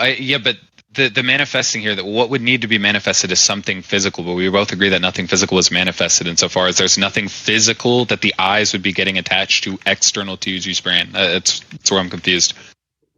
I'm confused as to I don't think that it has to be attached physically. So you think a physical thing does not have to be attached to something physically? Right. I think that. How does that sort of interaction work? Let's say with cursed energy, right? Like the way Yuji can use his fist, coat them in cursed energy, and then punch Mahito's soul. Like he's not hitting Mahito's soul with his soul; he's hitting his soul with his fist. Even though his fist and the cursed energy are physical. Well, I think he's hitting his soul with his cursed energy, but that's like an entirely different thing. Point being, yes, I agree that the interaction works one way, but I don't. Physical. Like physical in the sense that it interacts with things on like a physical plane. Yes, I agree, but it also has non-physical properties, like insofar as it's conjured from emotion and things like that. Like conjured into being something physical. Wait, do you think cursed energy in all states is just physical? I can't think of a time where cursed energy is not physical. Let me think. You have some examples you want to bring up? Well, I guess we would just get into like, what do you think is meant by like physical here? Like when you say that something is physical, what do you take that to interact with the physical world? Can interact with? Yeah. Okay, like it has the potential to interact with the physical world. Okay, it can also not be interacted with by physical things in like certain instances. I think cursed spirit's like a pretty good example. What? Explain. Like the way they interact with non-sorcerers. Like you need cursed energy like at some threshold to be able to interact with them basically anyway, but they can interact with you. That's just the cursed energy versus cursed energy thing. You think it's a cursed energy versus cursed energy? Yeah, they can't interact with curses because they don't have the cursed energy to perceive them, and they don't have the cursed energy to damage them. Wait, so you think they like can hit cursed spirits but just won't do any damage? Yes. That's what I mean. Remember when Maki hit Naoya? She has no cursed energy, but she hit him. He's just like, doesn't she hit him with wait, when? Like with cursed tools? No, she hit him with a punch. I have no idea what you're talking about. Check chat. She punched him right there. And then he says, I'm a cursed spirit. Without cursed energy, you can hit me all you want.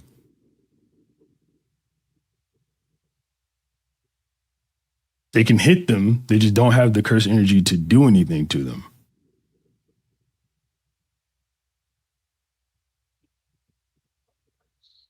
So is this like okay, so you think this is like some like non like damage, like they just don't meet the threshold of a it's not. How do you think that works? Do you think it's like a requirement? Like, think of it like a video game mechanic. Like you can't interact with this boss because you don't have the damage type necessary to interact with him. Okay, so you think it's a type thing as opposed to like meeting some like AP threshold, right? Right. I think a lot of JJK is video game based like that.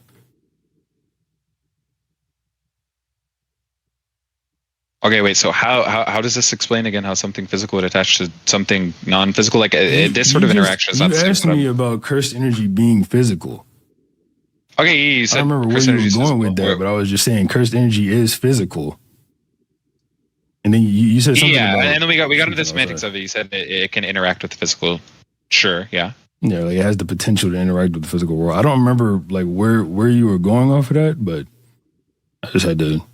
Well, make that I know clear. the broader point was like how something physical would attach to something non-physical, that being the soul. Yeah, like so I was saying like cursed energy is an example of something physical that can hit something non-physical, that being the soul.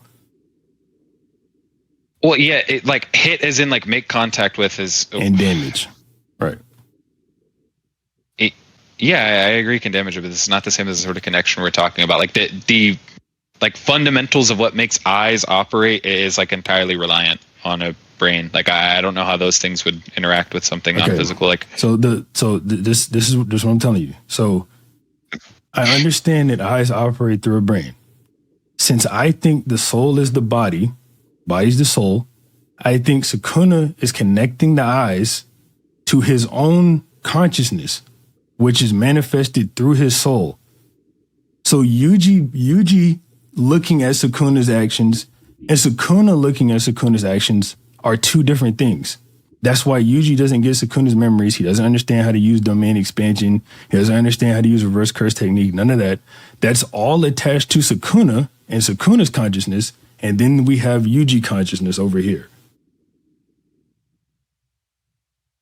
wait, so you're telling me you think the eyes are attached to a consciousness now? Through his soul, yeah.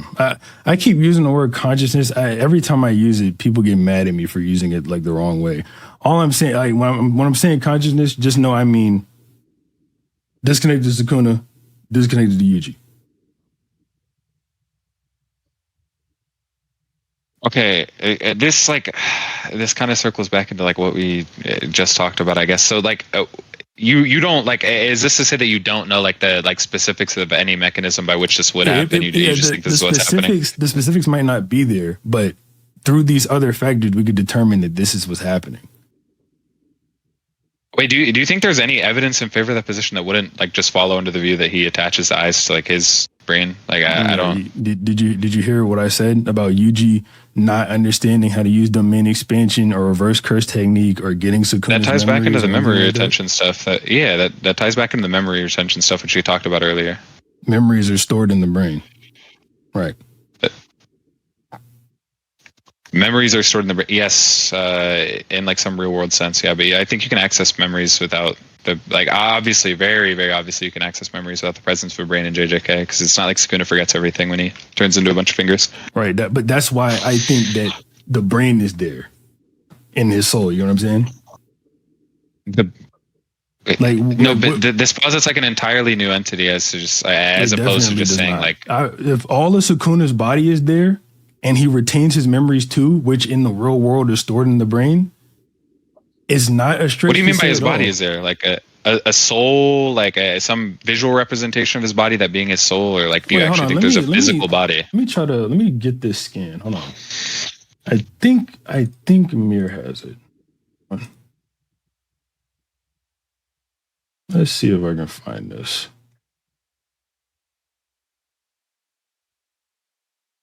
It might take me a minute, so just bear with me, please. You're good.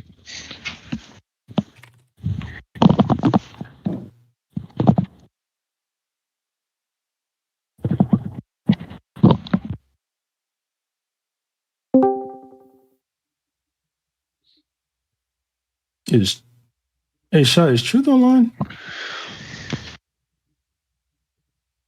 don't think so. I didn't even earlier. He didn't respond. I'm willing to bet he has this scan that I'm thinking of.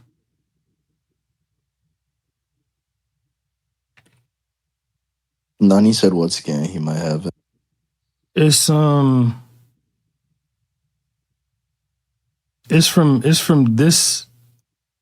this book right here. Ignore the Asian bitch. But it's from that book right there. Oh, me and Piano argued over it. Which one? Could you give me the context? What? Which one? What? Like which scan out of the book? It's like a picture of Sukuna's finger.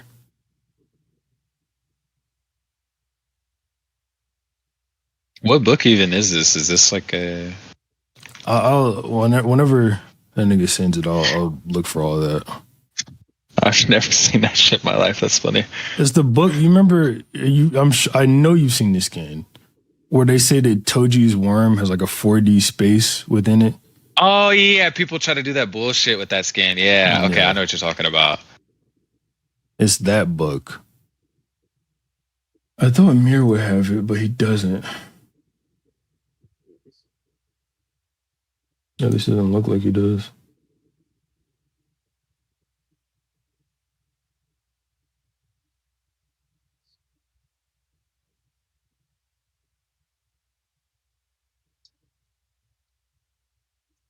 It's the Jump Giga Autumn 2021 book, I think.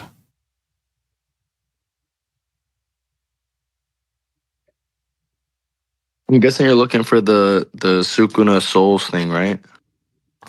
Souls? Is that not what you're looking for? Here it is.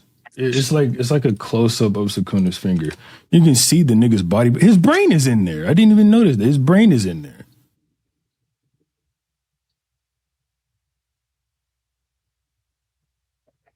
Oh, is this like a anatomy breakdown of the finger? Yeah. Okay, so he does have a brain. Yeah. I didn't notice that before.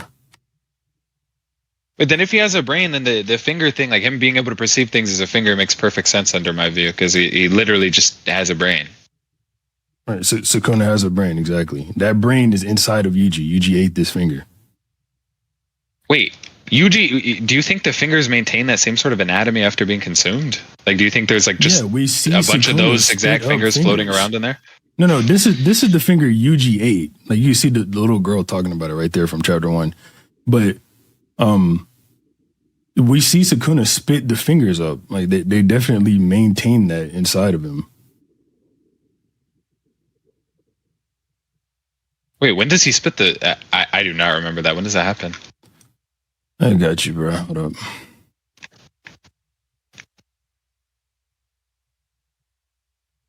I don't want to remember the end of JJK either, so I don't blame you. I'm not gonna lie, I like half read that shit after the Gojo fight.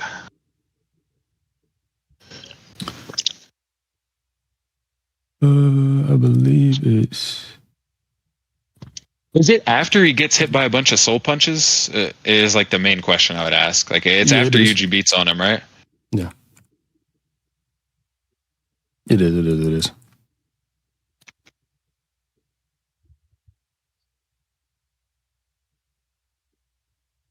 Do you know what chapter it is? I want to see the context before I say anything. Okay. It's after Yuji hits him with a lot of fucking things. I mean, he's saying it in the scan.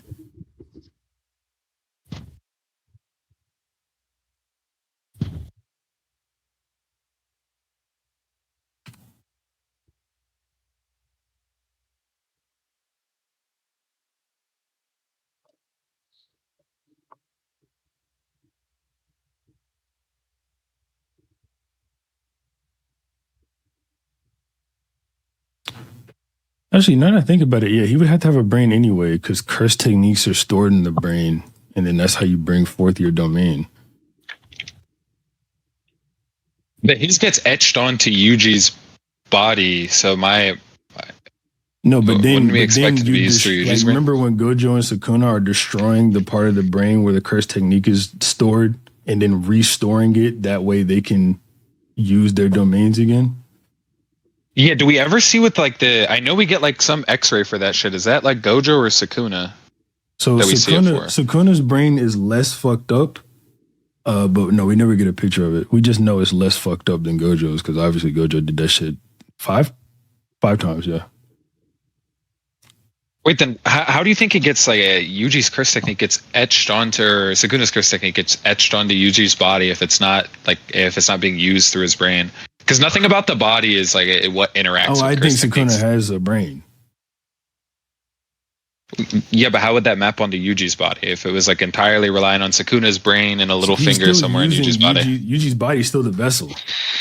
Like he's still using it through Yuji's body.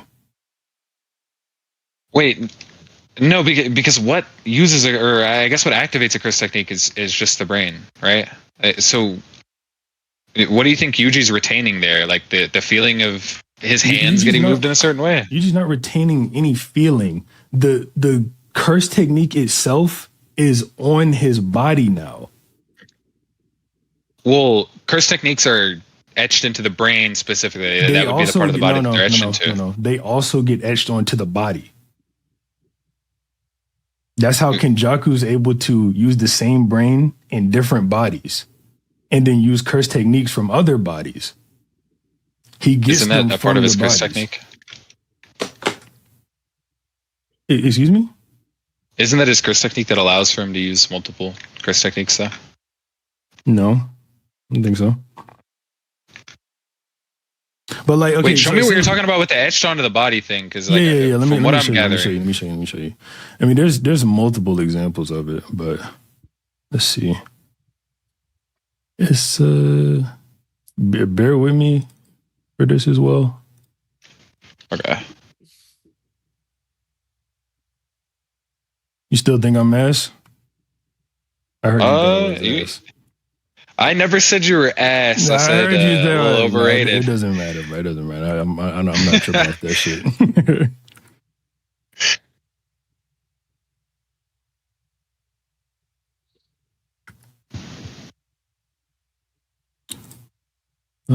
Trying to see if I can find anything explaining Kenjaku's curse technique. You're dead ass like you're looking for ghosts, bro. I'm sorry. I know it's somewhere because Yuta talks about it when he's using Gojo's body. Like there's some reason that he can't use Rika.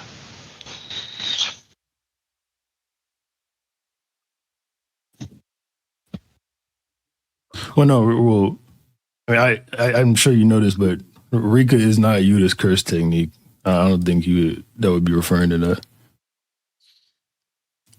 She stated verbatim to be his curse technique. No. A couple of times. That's a mistrans. Where did you get that? That's a mistrans. Lightning. Every other translator. You're talking about the one from the Ryu fight, yes? Because whenever in JJK 0, she is his curse technique. But then what gets left behind that shell, she's just the external storage of the curse technique. She's a storage of curse techniques in general. I'm pretty sure is what it says. But yeah, show me what you're talking about. I can show you the other shit too. Just give me a second. I want to find this other thing. Where the fuck was it, bro?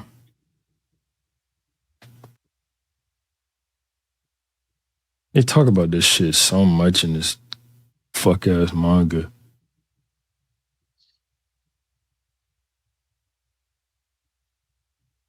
Nani Aston, do y'all remember? It's a flashback scene. It's Yuta telling Yuji that his body was already engraved with Sukuna's curse technique, and Gojo like confirmed it or whatever. Are you talking about early series when Gojo says that he'll get it eventually for that reason? No. Because earlier in the series, all he said was he just will eventually learn how to use his technique. He didn't say anything about it being buried.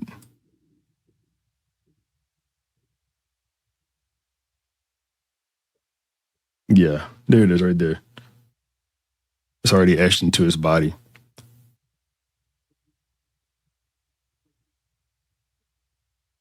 Oh, my bad, Aston. I thought you did. This guy Aston just lied, bro, to not get a scan. Shit's crazy. He's posting tier lists like last week.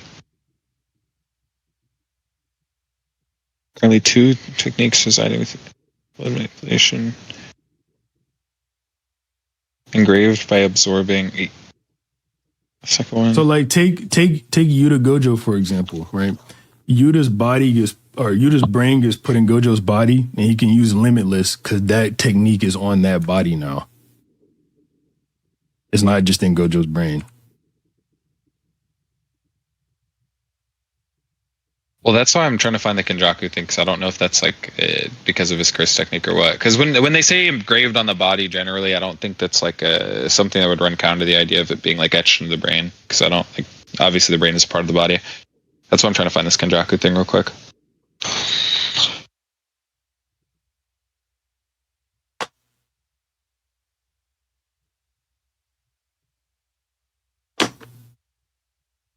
I can't use curse techniques other than Limitless.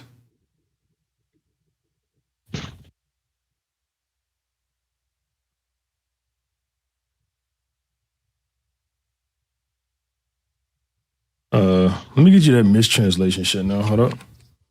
Yeah.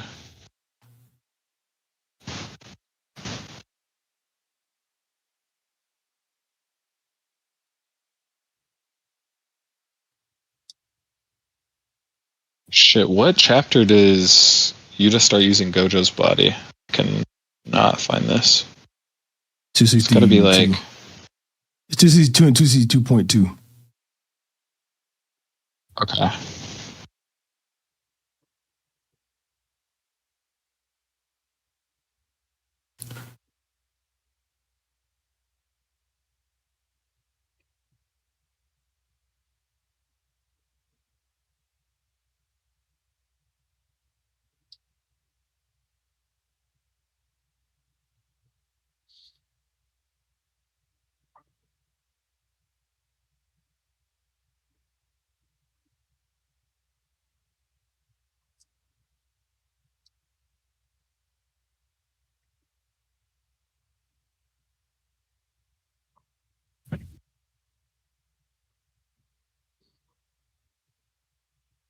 What's the chapter where he pulls Rika out on Ryu and Uro?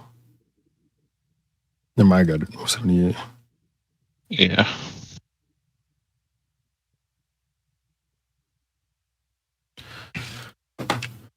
Okay, so let me see.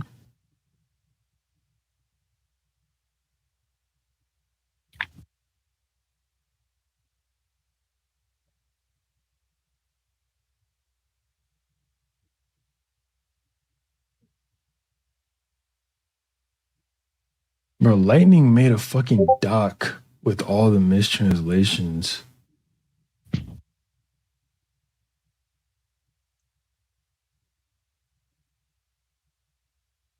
Where did she put that shit at?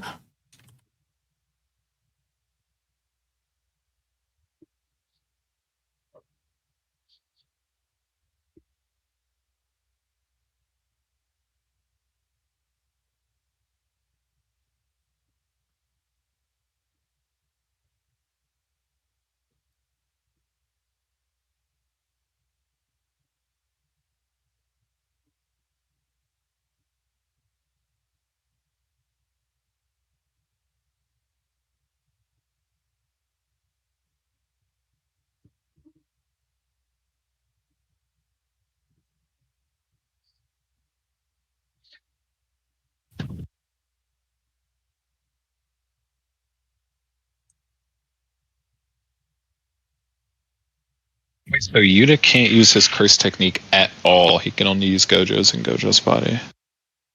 No, his curse technique is copy. He's already using it. He's saying he can't use curse techniques as in the ones that are in Rika. Limitless. Either using it at the same time as... Well, he says either way, using it at the same time as Kenjaku's curse technique would be impossible. I don't... Is he talking about Rika there? I don't think he would call Rika an it. What do you think? What do you think the it there is? Because I don't have the. I don't know. Chapter Honest to God, Viz's fucking translation is just weird, and I have no idea what the hell this shit is saying. Let me. TCB did that stuff, right? Did what? That chapter. Yeah, Pretty sure. it did. Okay, I'll see if the TCB shit makes more sense.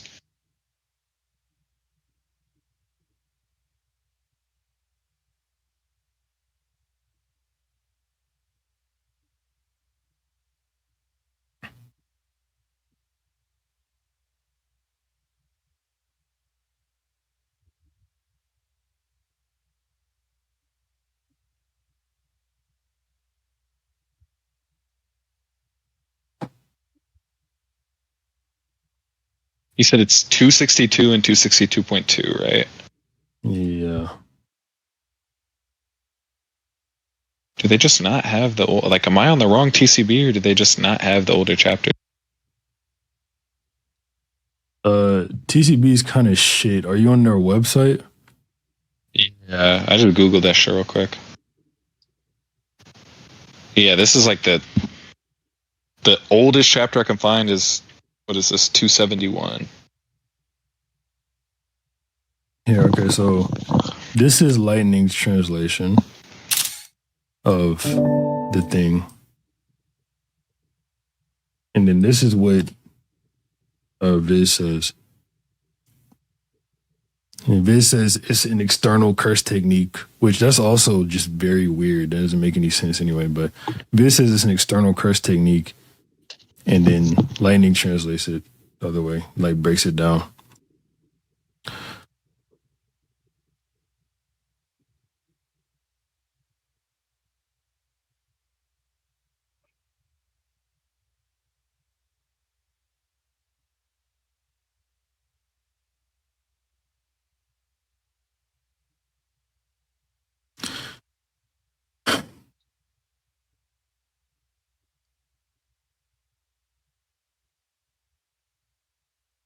You want to move on?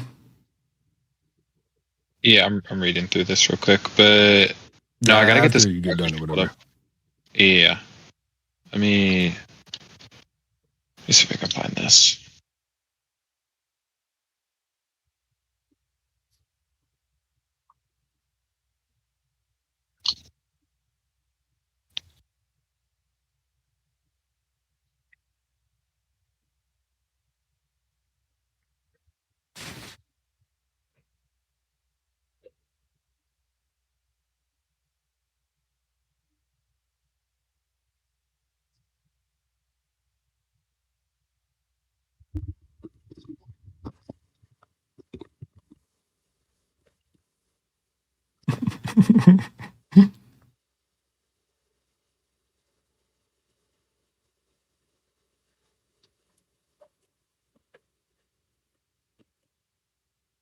Oh wait, fuck. What are you looking for again? I just realized I can just be helping. I was trying to find the TCB for the like Yuta shit, so I could tell what he was talking about. I don't think it really matters. So Yuta's using the limitless through the Kenjaku's technique, right? Yeah. Okay, so I don't even think it's crazy to say that the only reason he's able to use it without the brain present is because of the copy technique, and like that etched onto the body stuff would probably just apply to the brain. They use the exact same terminology, like when Sukuna describes where the curse technique is. He's able to use it because it's on Gojo's body. I'm confused. Where did he get the because it's on Gojo's body as opposed to because he's using Kenjaku's technique while in Gojo's body? I think Kenjaku's technique can use the curse techniques on the body. I think he can just use the curse technique that was. I don't think it's still on the body. I think it's the curse technique that is associated or was associated with the body. I don't know if the curse technique is still on the body with the brain. If it's etched in the brain. Wait, what do you mean? How would it know that if it's etched in the brain? How would Kenjaku's technique know what technique was in this body if the technique is all in the brain? The brain is there when his brain goes into it. He takes their brain out and puts his brain in. The brain is just attached to the body. So Gojo's brain is no longer there, right? Actually, do we know how it works? Like, does he take their brain out and put his in? Is that how it works? Yeah. Okay. Just wanted to make sure.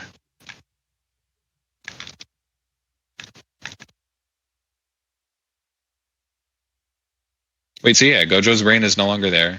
Gojo's brain is no longer there. This new brain gets put in, yet it knows that Limitless was in this body From what? The brain was previously attached to the same body. It's just attaching a brain to the same body that was once attached to the brain that had that curse technique previous. That would mean that the body has to have the curse technique to some extent, even with that explanation. Wait, why would it have the curse technique as opposed to had the curse technique? Yeah, the body did have the curse technique, but it's etched there. That's what I'm saying.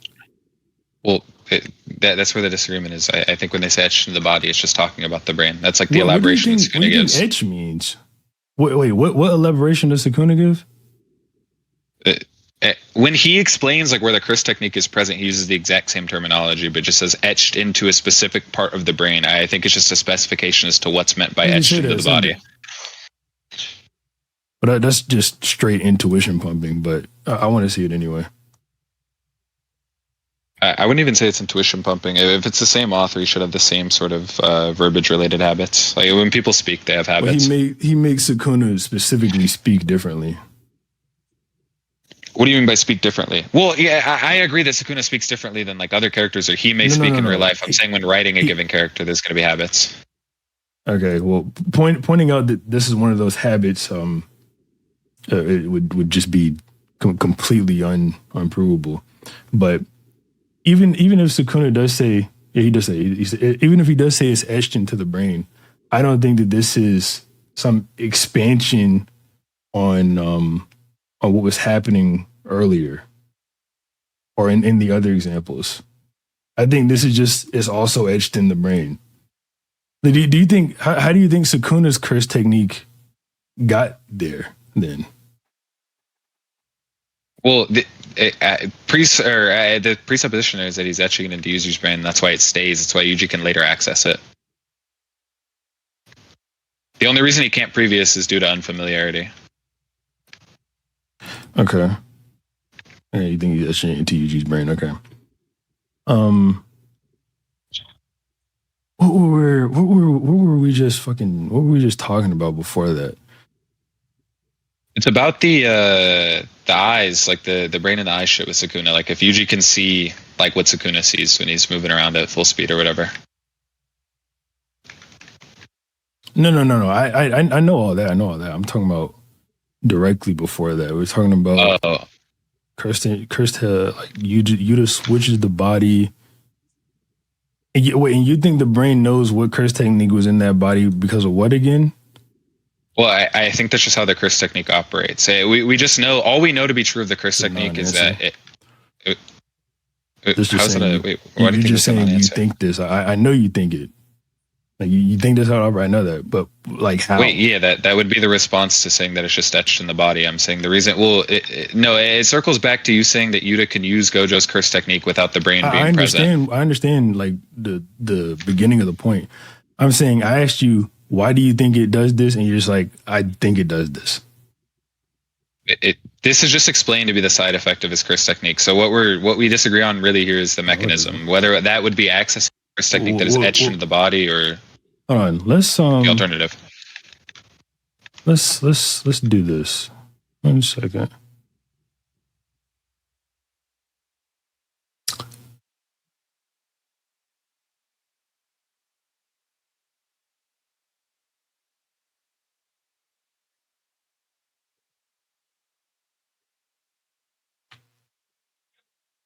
Okay. So do you think that from the technique being in the body, you can then put it on the brain? What do you mean by that? Do you think that, or are you asking if I think that because the technique was utilized by this body at some point, then Kenjaku can like etch it onto his brain that he's hopping around with or whatever? Right. No, I don't think it's etched onto the brain in any like permanent sense. At the very least, obviously, he doesn't retain. Actually, wait, he does retain techniques that he like had in previous bodies. So yeah, presumably, he just etches it onto his brain. Okay. And you think that curse techniques can only be etched onto the brain? They've only, to my knowledge, they've only been explained as such. Yeah. Okay, so hold on. So when Yuta eats the body part from someone else to copy their curse technique, and it's not the brain, what do you think that is?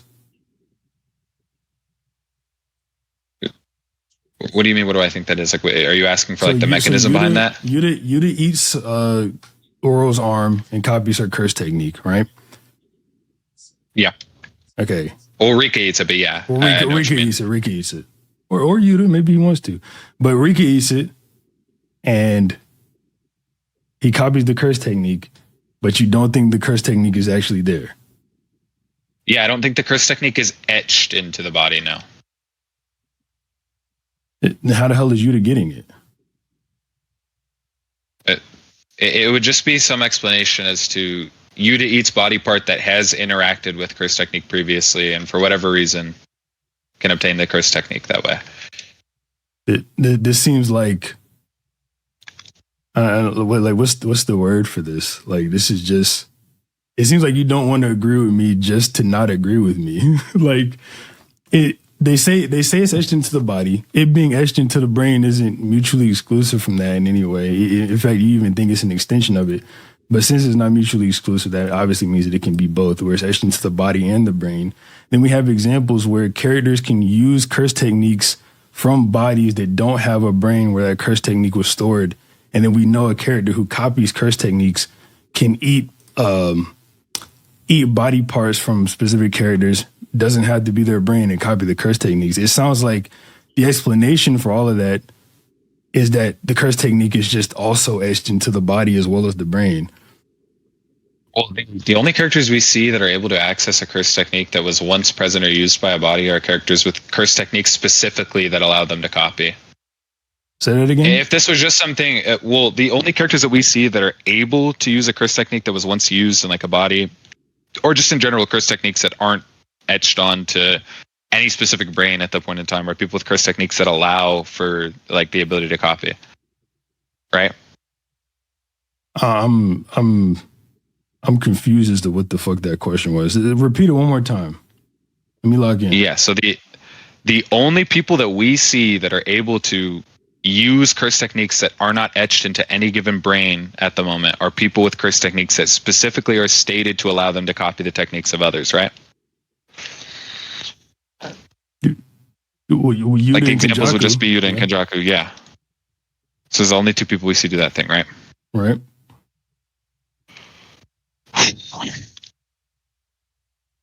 Well, I think I'm pretty sure they're the only two.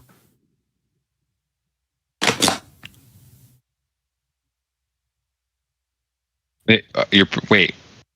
Yeah, they're the only Is two. there anybody else? Okay. If I only think two of people someone can in a do it, second, I'll say it. Okay, yeah. Only two people that can do it are people who are specifically able to copy with their curse technique, right? Mhm. Which we know, like on average, or I guess not on average, basically in every case, are just like supernatural powers that you have, that you're born with. Presumably, if all you had to do was access some part of the body to gain somebody's curse technique, it really wouldn't be that difficult. Like, it just wouldn't be at all. Wait, what? Did you explain anything there? It sounded like you just kind of talked. Well, no, it'd be to say that this, like, you think the author wrote in two powers into the verse that are explicitly like stated to be like the only people that can do this thing if the mechanism was like something pretty easy, like gain access to any part of anyone's body? No. Obviously, they're able to do it because of that. I think that all of that's connected. So Yuta's able to eat someone's body part that isn't their brain and get their cursed energy because the curse technique is etched onto the body. So Kenjaku's able to use the curse technique from a body that doesn't have a brain with that curse technique because the curse technique is etched onto the body. Yeah, I mean, you don't think the curse That's what you technique said is initially, like no. etched onto the soul too? Etched onto the soul. Well, I mean, people are born with them, but I think if we like, what do you mean by soul there? Like, as in like there's some correlation, or do you think it's like literally like the soul has a curse technique that must go with it? Yeah. No, I'm entirely unsure, honestly. We know, like, it's weird. Whereas like the soul or the body conforms to the shape of the soul. So if that shape of the soul like corresponds to some shape of the brain, then that wouldn't be any different than saying like that the curse technique is etched onto the brain or whatever. So yeah, I guess by virtue of Yeah. being etched onto the brain, yes, it would have to be etched onto the soul because the brain is a part of the body. The body conforms to the shape of the soul. Okay, so do you think Sukuna has 20 brains? I mean, this is about to go back to Yuta, but I mean, I think it's pretty clear Sukuna only has one brain, but Yuta is able to eat Sukuna's other finger and get his curse technique that way. You think that finger is the only one with the brain in it? I don't think Sukuna has 20 brains, so yeah. 20 like little mini brains inside of each finger. So you think like it's like some wait, do you think his conscious is only present in like the one finger that has the brain, or do you think it's like some collective thing, whereas the conscious is present in every single finger? It's probably the one.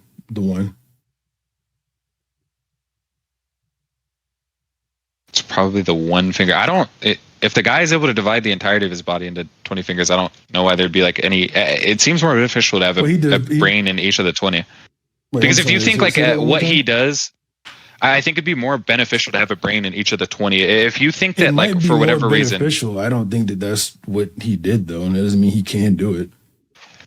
Well, it's just to say that it seems like it's unintuitive to say that he did this non-beneficial thing if he has the means by which he can do it. Presumably, I mean, if he can split his body into 20 fingers, I think it's also stupid that Kenjaku decided to split them up into 20 fingers instead of just one. Well, we know the reason why. No, splitting into 20 fingers makes sense. We know Yuji wasn't able to handle that many at first. He had to grow to be able to handle more.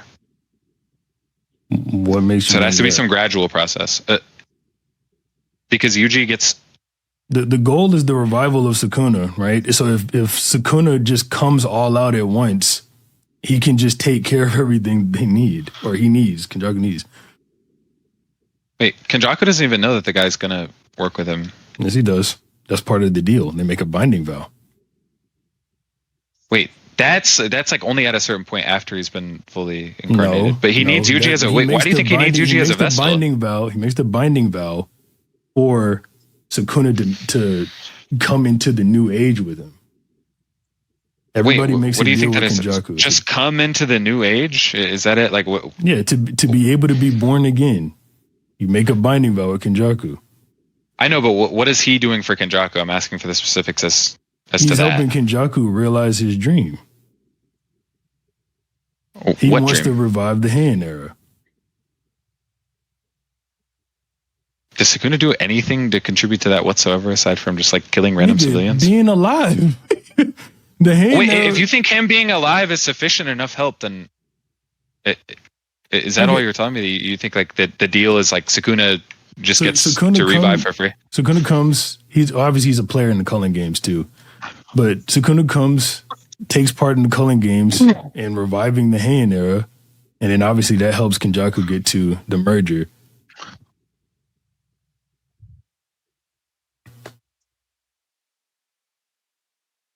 See, why do you think he needed Yuji as a vessel then? Like in specific, why do you think he needed Yuji? So it's like Yuji has something intrinsic about him that allows him to be a Sukuna vessel. Well, no, we know Yuji's special in the sense that he can. I don't even know what that means. Like, did I not read something at the end of the story? Kenjaku fucked. It's really gross. So prepare. So Sukuna ate his twin in the womb. Yeah, that I know. Okay, the soul from that twin reincarnated years later as Yuji's dad, and Kenjaku went into Yuji's mom's body to fuck his dad. Oh, okay. Now I get what you're talking about. Yeah. Okay, wait, but isn't it explained why? Like, I'm pretty sure he just gives like the reasons as to why Yuji was needed. I don't like rather than like the ambiguity. I'm pretty sure it's almost like said verbatim. You can get it if you want, or whatever you're talking about. Yeah.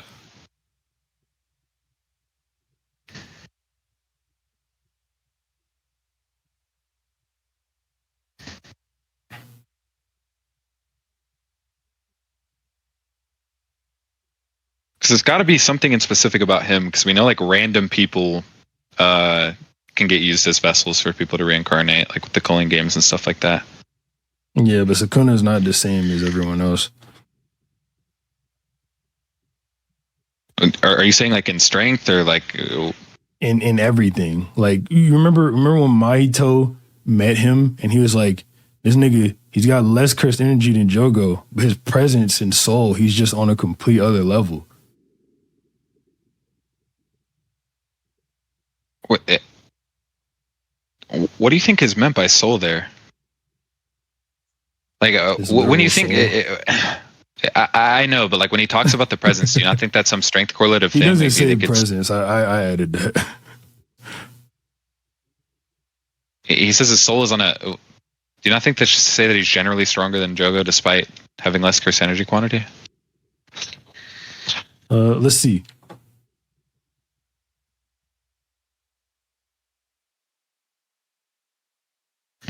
Let me see if we can find this.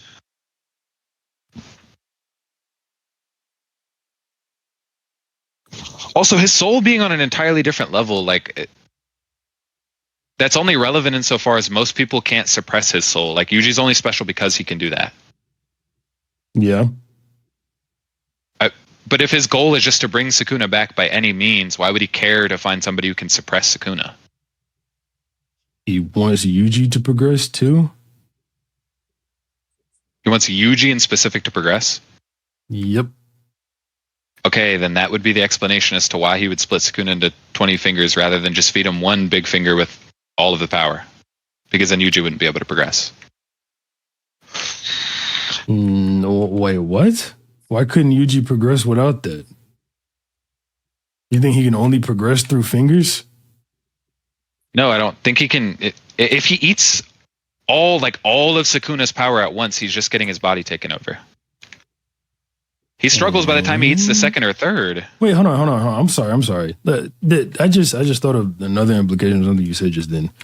I don't think that Kenjaku had the idea that he would be able to fuck Sukuna's brother 1,000 years later and then make a vessel for him.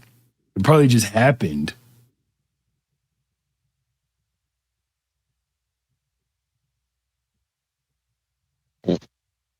What does that mean? Like, do you think it? Well, even if you think for whatever reason he like didn't plan that part specifically, you think he didn't intend to have like a strong vessel? He probably intended to have a strong vessel. I don't think he thought it would be his son though. Well, yeah, it's fine. Like whether or not you think it like has to be some specific person, or you plan for it to be some specific person, that's kind of irrelevant. So long as it is a strong vessel or somebody that he wants to progress, it makes sense to divide the fingers. Somebody can just eat them. I didn't say that. I didn't say he just. You did just say you think he planned for a strong vessel. Listen what I'm saying. I didn't say. I'm saying I didn't say that he did. He wanted the vessel to progress. I think he wants Yuji to progress. So yeah, he might want a vessel for Sukuna, some type of strong vessel for Sukuna. What's the relevancy of a strong vessel if the end goal is just to revive Sukuna? You're saying, wait, what? What's the relevancy of a strong vessel if his only goal is to revive Sukuna? Anybody would be sufficient. His goal is to revive Sukuna. Anybody would be. Anybody isn't sufficient for Sukuna. We know that. Sukuna has poisonous fingers. What does that mean? Poisonous in what sense? What does that mean? Normally, you die when you eat them. Yeah, but what is the reason as to why you die? Like, are they like literally poisonous? Is it like a curse energy thing? What is it? Like, okay, I'm just gonna attribute this to you not reading the beginning of the manga in a while. Hold on. Remember, Yuji's immune to the toxins from Junpei's curse, and they're like, "Yeah, he's the vessel for Sukuna." That I remember, but that's after he becomes Sukuna's vessel. He gets that immunity. I'm pretty sure. Okay, but what is? Wait, what? That doesn't make any sense.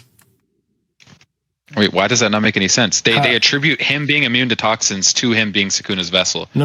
So I'm saying what follows. No, they don't. They attribute him being able to be Sukuna's vessel to him being immune to toxins. Oh, send that real quick. Yeah, hold on.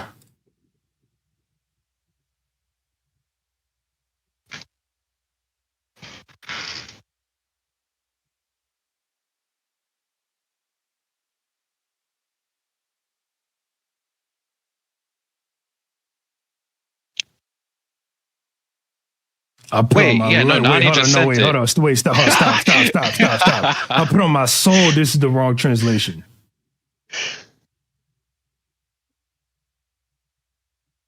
Damn, he got you 2 translations too. That's what I remember too. That's why I was confused. Does he have? Man, fuck no. This not. Hold up, bro. Hold up. Nani is a known mistranslator. Nice, man.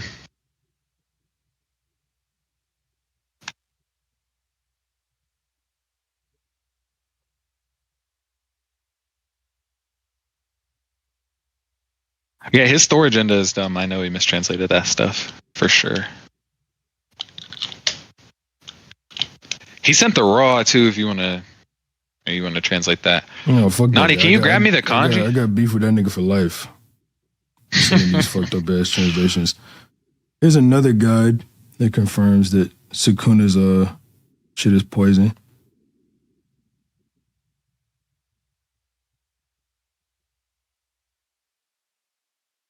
Here, okay. Here's another one. This is from interview. Okay. Like, why was Yuji resistant to Sukuna's poison? Sukuna's poison in parentheses curse.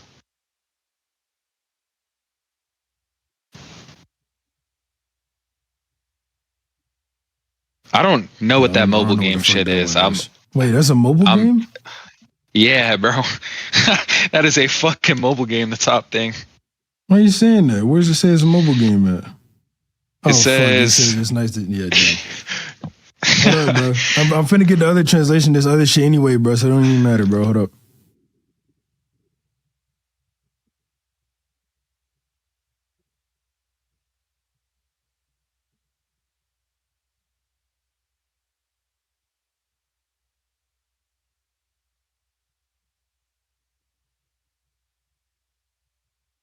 I'm about to pop this shit into ChatGPT real quick, just see what it tells me.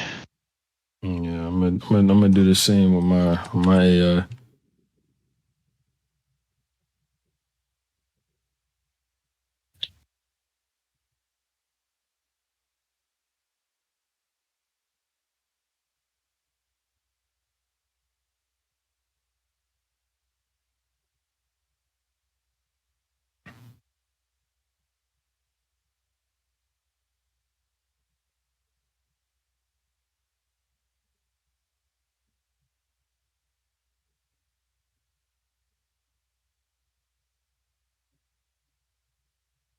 Why did I just get hoed by ChatGPT? It just loaded for 30 minutes and didn't say anything. 30 minutes, bro. Yeah. Try this again. Okay, this is what GPT-5 told me.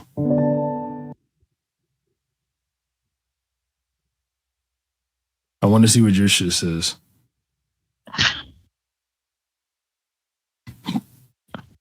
A network error has occurred. Like, bro, it just doesn't want to fucking translate it. Let me try again.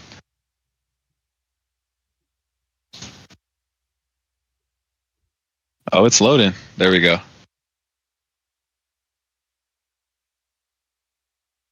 Fuck argument translations is so gay.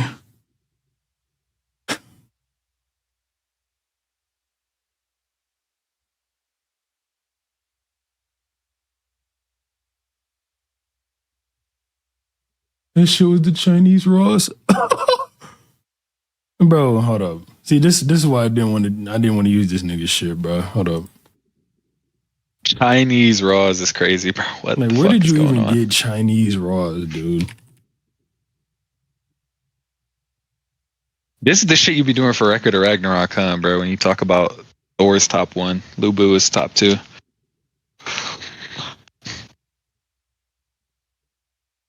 What chapter is that? It's like 20. Yeah, what chapter is that, Nani?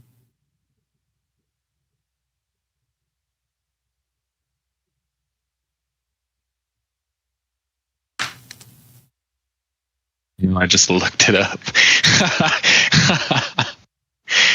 Nice, bro.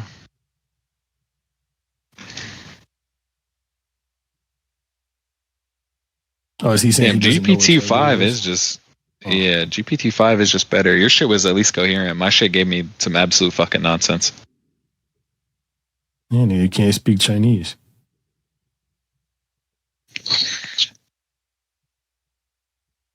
Bro, you know how racist it is to just see markings and think it's kanji, bro? Yo, I'm looking at it. It actually does like they do look similar. Like I'm not gonna lie. Like if somebody told me these were kanji, I would believe them. Yeah, you're racist too.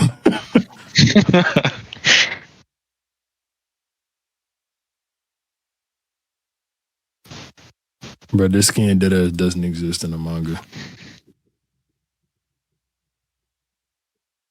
What fucking chapter is this shit, bro?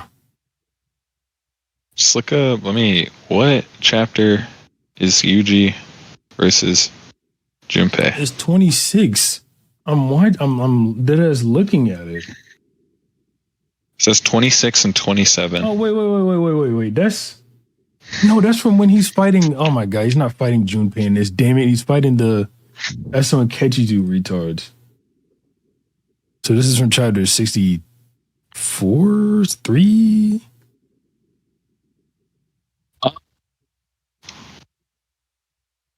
Yeah, that would be way later.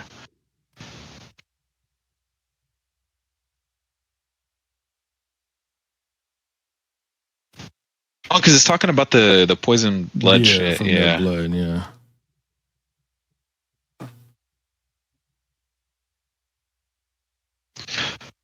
Wait, but isn't their blood is poisonous because it's like part cursed spirit, right? Like that's why it's poisonous to humans.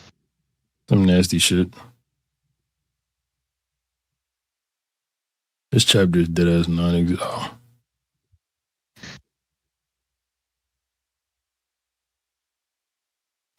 Yeah, it's chapter 61.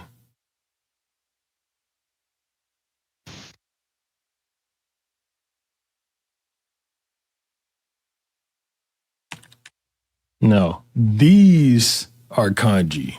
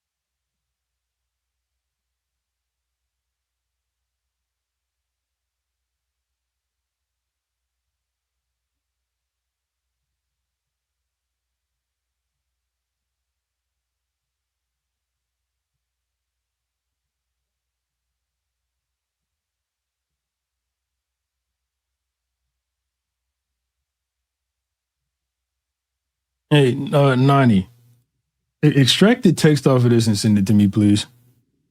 Shit tripping, bro. When you give it an image, it starts being retarded.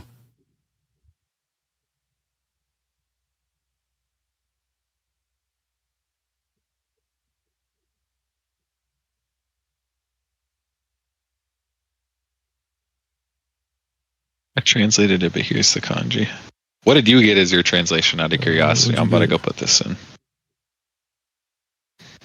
Actually, no, fuck you. Oh, don't send that shit.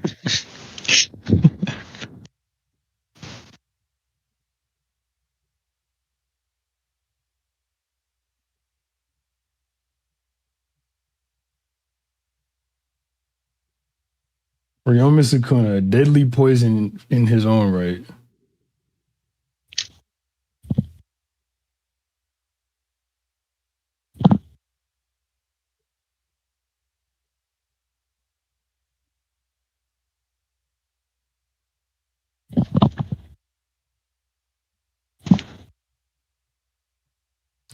Bro, windsurf. Come on, bro.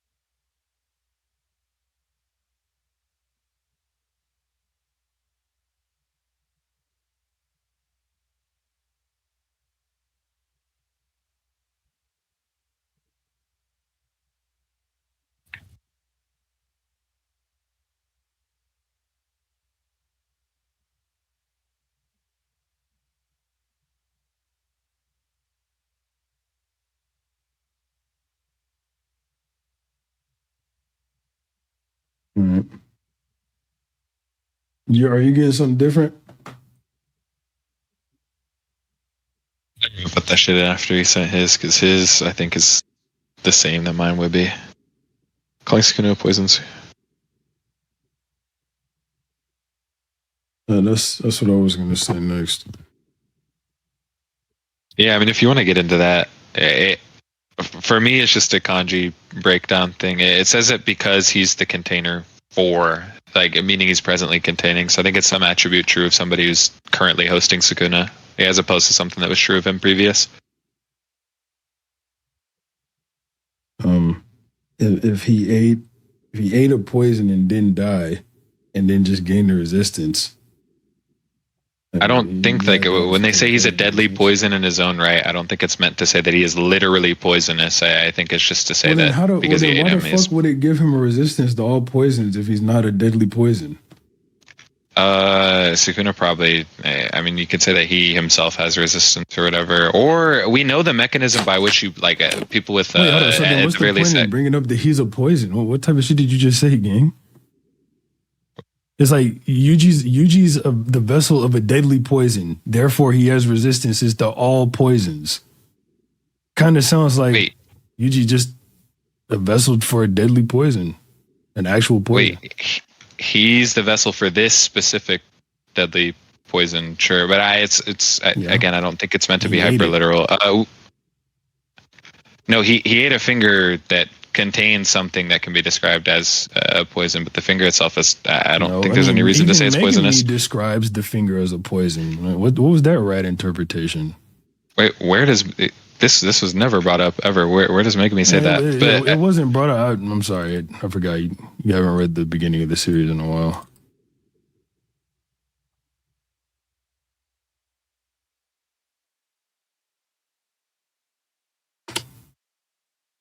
Oh, wait, let me see it. Special grade. Oh, I didn't know he sent it. Well, he sent a collage panel. That's not the actual page, but no, I see what he's talking about. That's what you're talking about, right? Mm-hmm. The mechanism by which you poison somebody with like Eso and Kechizu's technique is because their blood is part cursed spirit, right? I think it's also just poisonous. Yeah, let me. Wait, no. They aren't cursed spirit. They're flesh and blood. Well, they're death paintings. I'm pretty sure it's explained for Choso, isn't it? Like why his is poisonous. It's because he's not like entirely human. Is that what it says for Choso? I'm about to look it up. I'm pretty sure that's like we get a description of it. It's because he's a death painting. But I don't remember what they say in specific. 142, I believe. Oh, yeah. Now you talks about it.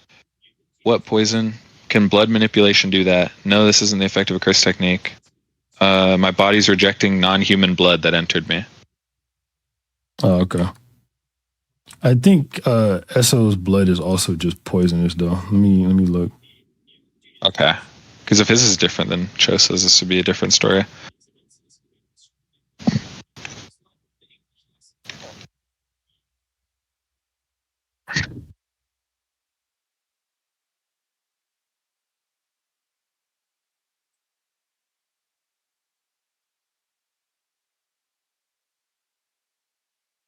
Specifically Esso's and not Kechizu's, right? That they're talking about. Or do those two have the exact same technique? He's got the rot technique or whatever.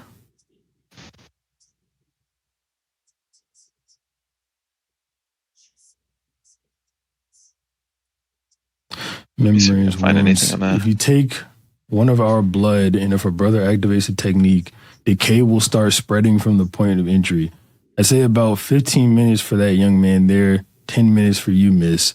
By morning, only your bones will be left. And then you just said, so it's poison. It says, yes, the result is essentially poison. Our technique is decay. He says essentially, okay, so it's not like literally poison. Let me see where I can find that. Dude, it's poison. It's poison. When you say essentially poison, it's a fucking poison. Because that's when they point out, okay, well, Yuji's resistant to poisons. Wait, no, when you say that something is essentially X, it's to say that it's not literally X, but operates like yeah, X. damn near the same. Yeah, that's why the resistance to X would give you a resistance to this thing. Wait, no, because what you're resisting, well, no, if they're indistinct, it just has to be some, like any property true of both, right? That would allow you to resist both, or like any relevant property. Any relevant property, what? He Yeah, can't, like he if doesn't you have a resist curse techniques. that wasn't what I was going. I mean, yeah, he takes Well, damage from okay. them on panel. No. Fuck you, dude. Well, I'm saying, yeah, he doesn't. I'm saying he doesn't resist curse techniques, and that's what the poison is. It's a curse technique, not their blood. Their Well, blood is I just how know they that's why activate I'm it. trying to pull this up because it's obviously it's not like a resistance to curse techniques. It's like it's something about the mechanism by which this thing operates that would allow for some poison resistance to also resist this. Yeah, I'm it's trying the to see if I can decay. find it. What is the decay? Like we know that like what does he say? Like you'll end up like just bones by Mhm. whatever period of time. But that's what I'm confused about. Like, is it like a? Also, wait, what does this do to say that Sukuna's fingers are poisonous? Because this Well, blood operates like what a I was saying poison. is what I was saying. Yeah, what I was saying was Yuji ingests that deadly poison, and then he gets a resistance to poisons or all poisons because he had a resistance to that one. And then I was saying it was showing off in this scene. Wait, so you think he was born like, or just already had a resistance to whatever type of poison they think that Sukuna is, Mm-hmm. and then so he didn't always have all these resistances. He only gained the others after eating Sukuna's finger. Right. But he was resistant to whatever type of poison is needed to ingest Sukuna, and that's why he's that 1 in a million dude that can ingest them. Trying to see if there's any like elaboration as to why it's called poison. If it's because of like something that isn't like literally like a hyper specific poison. Because it seems really weird that the fingers would just like randomly be poisonous when the Sukuna has absolutely nothing to do with poison at all. Essentially, He poisoned Gojo. what do you mean you poison Gojo?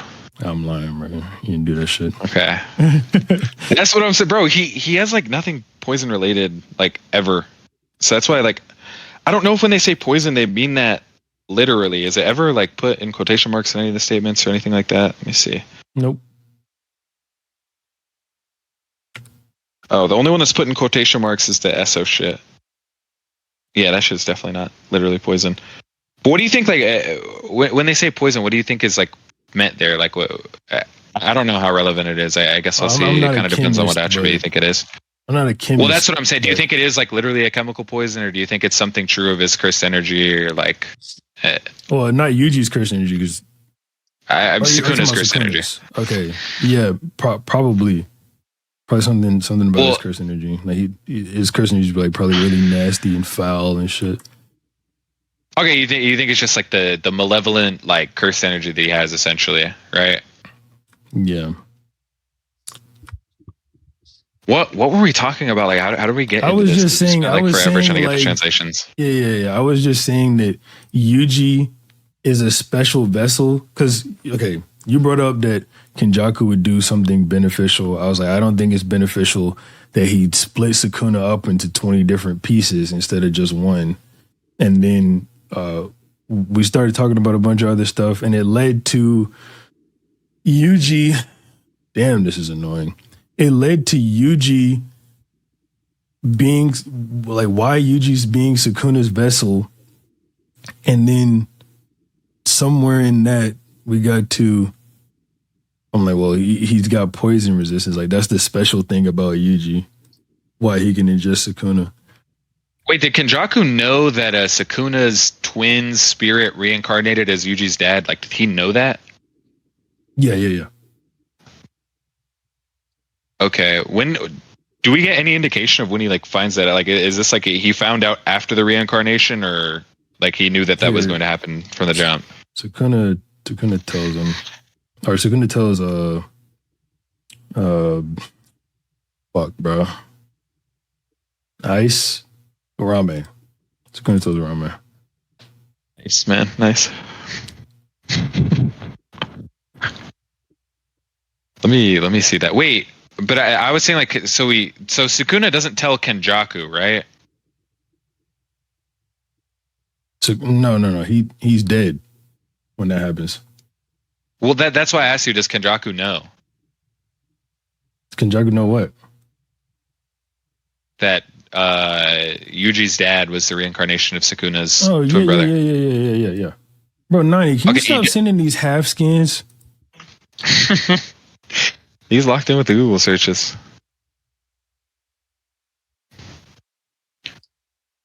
The one Kenjaku is likely a fragment of myself reincarnated.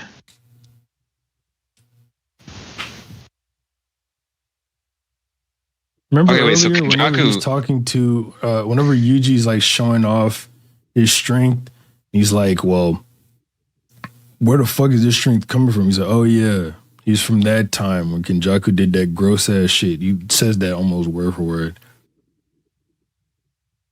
Are you talking about like that's like Shibuya, 214. right? Nah, 214. Oh, that's way later. What the fuck? Okay, so Kenjaku knew, we just don't have.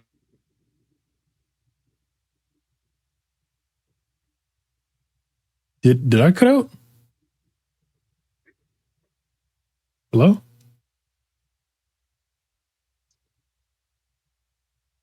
Hello? Fuck.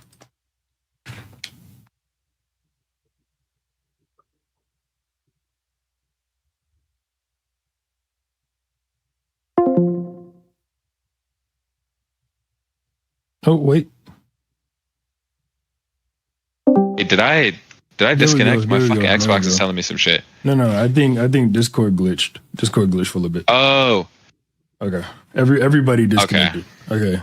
So you were saying Kenjaku knew, and then wait, no, I was saying like, so we have no indication of when he like knows this thing, right? No. Like, okay, we have no indication of when he found out, and this was talking about if Kenjaku, like when splitting Sukuna into 20 fingers, like had planned to have Yuji be the vessel. Mhm. Wait, so his goal is to bring back the Heian era, which was just like, is it like the chaos of the Heian era, or like the average strength of the participants, or is it both? Like, do we get an elaboration, or is it like ambiguous? Just the golden age of Jujutsu. That's all we know about it. Okay, golden age of Jujutsu to me implies like at the very least to some extent, since like most at the very least in the narrative, most of the relevant traits brought about like or like mentioned regarding the golden age are just like things relevant to like the how good the sorcerers were. Presumably, to bring about the golden age, he'd want as many strong people as possible, and if the vessel is a mechanism by which he can make somebody strong, I mean, presumably, regardless of the vessel, whether it's Yuji or not Yuji, depending on if you think he planned that or not, which presumably you don't. Whoever the vessel is, again, it doesn't strike me as like. It doesn't strike me at the very least as counterintuitive for him to split Sukuna into 20 independent fingers with their brains, so Sukuna can operate regardless of where he's found. And the same process of somebody growing in strength Kenjaku alongside set it up Sukuna. so that Yuji found him. He set it up so that Yuji found. Well, that's when he'd already decided his vessel, right? Well, yeah, I guess. Well, yeah, that's what I'm saying. If the vessel is undecided and like obviously like whoever's the ideal vessel, assuming he has nobody in specific in mind, that ideal vessel could appear essentially anywhere, right? So it makes perfect sense for him to have split the fingers up just accordingly. It seems like it's infinitely more convenient for one. For two, I mean, like it just makes sense. He gets to make another person strong, so it's just one more step closer to his goal of bringing back the golden age. Pretty much keeping like a close eye on these type of things. And we know he's always in the background. He's always lurking. That's how he knew exactly when to get Ghetto's body and whatnot. So I think he's keeping a close eye. So it's not like okay, Sukuna's finger randomly gets found by this one guy, and now he can try to become a Sukuna vessel. I don't think that. Well, it's not really a like randomly gets found thing. It's just like a coincidentally like, oh, the ideal vessel is closer to this. Isn't it's a like a convenience coincidence thing. random? Well, the random part would be where the vessel comes from. The random part is not Well, it's like gonna come from who Japan, finds you the know finger. that. Yeah, but do you not think like 20 fingers covering an entire country is like it's really like not a ton of area? So obviously the intentionality is still there. Japan ain't even that big, but yeah, 20 fingers covering an area. I mean, yeah, I mean it's not a big area, but I mean there's definitely some intentions. I mean, it might have been just because Kenjaku wanted to have fun, honestly, and cause chaos. I mean, that's just the type of guy that sick weirdo is. Like, Yeah, I to wonder be what fair, happened wait, if do you these think guys got a finger? can multiple people be the vessel at the same time? Like assume No. 2 random people eat a finger. No. Okay, so nobody else like. So what happens if somebody else just like eats a finger? There's a guidebook statement on it, but honest to God, bro, I don't feel like getting it. You Actually, don't hold on, I have could to get probably Google it.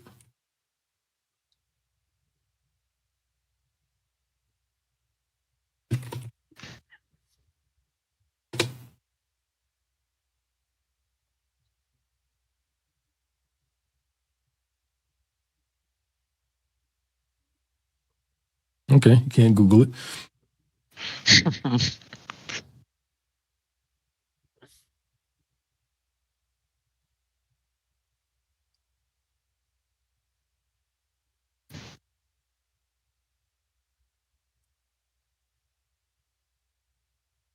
Yeah, I Anyone- Google that shit. All I'm being told is that they would die. Like, thanks, man. That's very fucking useful.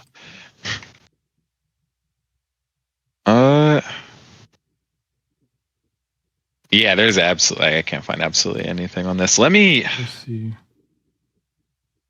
see. Like some, if there is like an explicit statement, I've never seen that in my life. Yeah, Gege talks Is it from about the like the main fan book? No, I don't think it's from the fan book. I just it's a Gege interview thing. Like Gege says, 2 people can't be a Sukuna vessel.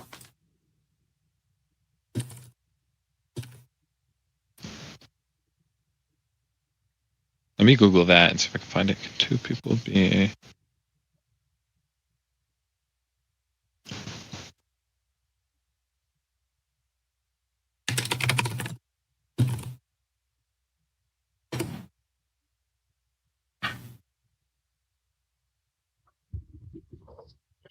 Yeah, I can't find this shit anywhere.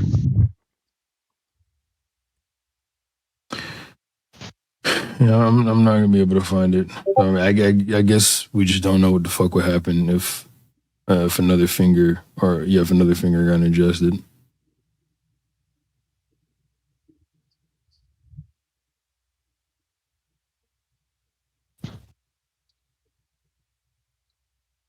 Wait, let me pull up chapter 212 real quick and see if I remember what I think I remember.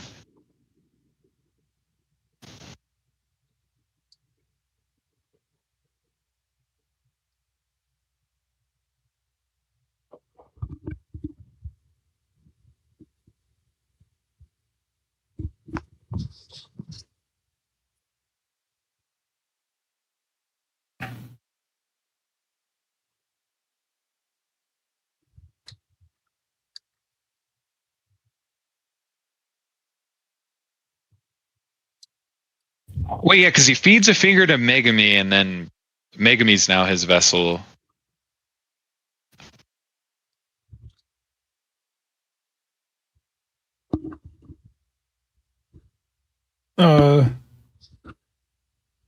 Okay, if it's in the fan book, then I can find it really quickly. Well, I think 212 kind of shows what you're talking about. My whole thing is, can he like choose which one is his vessel, or is it like automatically whoever eats the finger more recently? Because Yuji's his vessel, obviously, and then he feeds Megami the finger, and then Megami becomes his vessel. But I don't know if that's like a conscious choice or if it's just whoever eats the finger more recently. No, he definitely wanted to be Megami's. He definitely wanted Megami to be his vessel. Well, that I agree. Like that was obviously his intention, but I'm saying like when two people have eaten a finger, like, can he just choose which one like gets to contain his soul now, or is it just like whoever eats it more recently, like that's just where his soul goes? Well, Yuji always had a finger in him.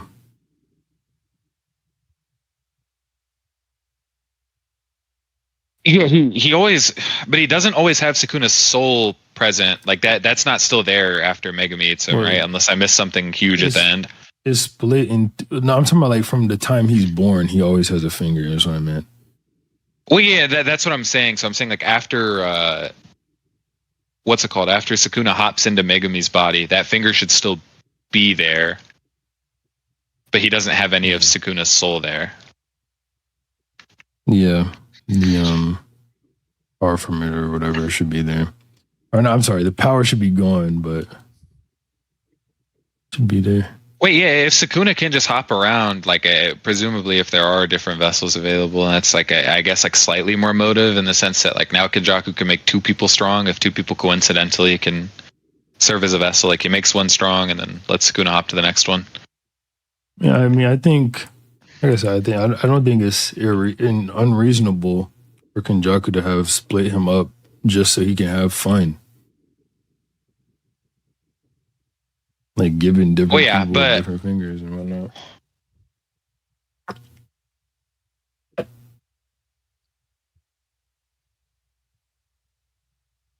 Well, yeah, I think that's fine under what I said initially.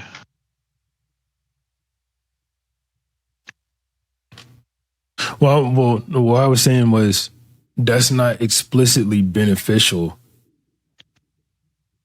He's doing this benefit. I was just saying I don't think Kenjaku always does the most beneficial thing. I don't think that's beneficial. I think that's just some fun shit he wanted to do.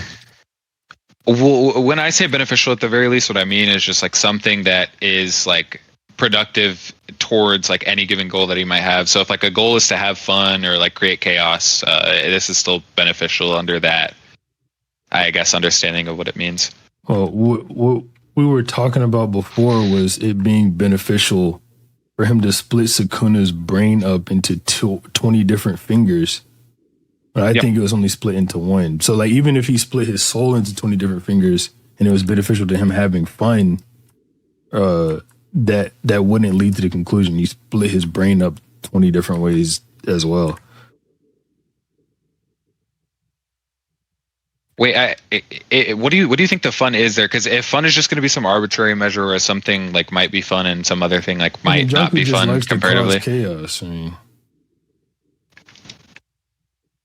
wait, yeah. If Sukuna's brain is present in any given finger, then he should presumably be able to operate in any of the given bodies, as you described. At the very least, under your view, should be able to operate in any of the given bodies. Yeah, but I don't think it is. Wait, actually, no. If he needs, wait, do you think in Megami's body he's using Megami's brain, or do you think he's still using like a finger brain? Because the finger that Megami eats is just like a ripped off like normal pinky on Yuji's body. Yeah, well, yeah, I think Sukuna infused all that shit in there because he learned what to do from Kenjaku. Learned what to like how to turn himself into a cursed object. Yeah. Yeah, but the finger he feeds to Megami isn't a cursed object. It's like literally just the finger that was on his like a literal finger. He turns it into one. That's how he's able to swap. Where do you get the idea that he turns it into one? I mean, I'll just show you it. I have it pulled up. It's 212. Rips it off. You see how fucking nasty and black that finger becomes? Yeah, he just ripped it off and he's squeezing it. That's what happens. Yeah. No, I don't know if it's like black, but it's black before that. He's like gathering all his essence into it and he rips it. Wait, what do you mean gathering his essence? Let me scroll up. I think I see what you're talking about.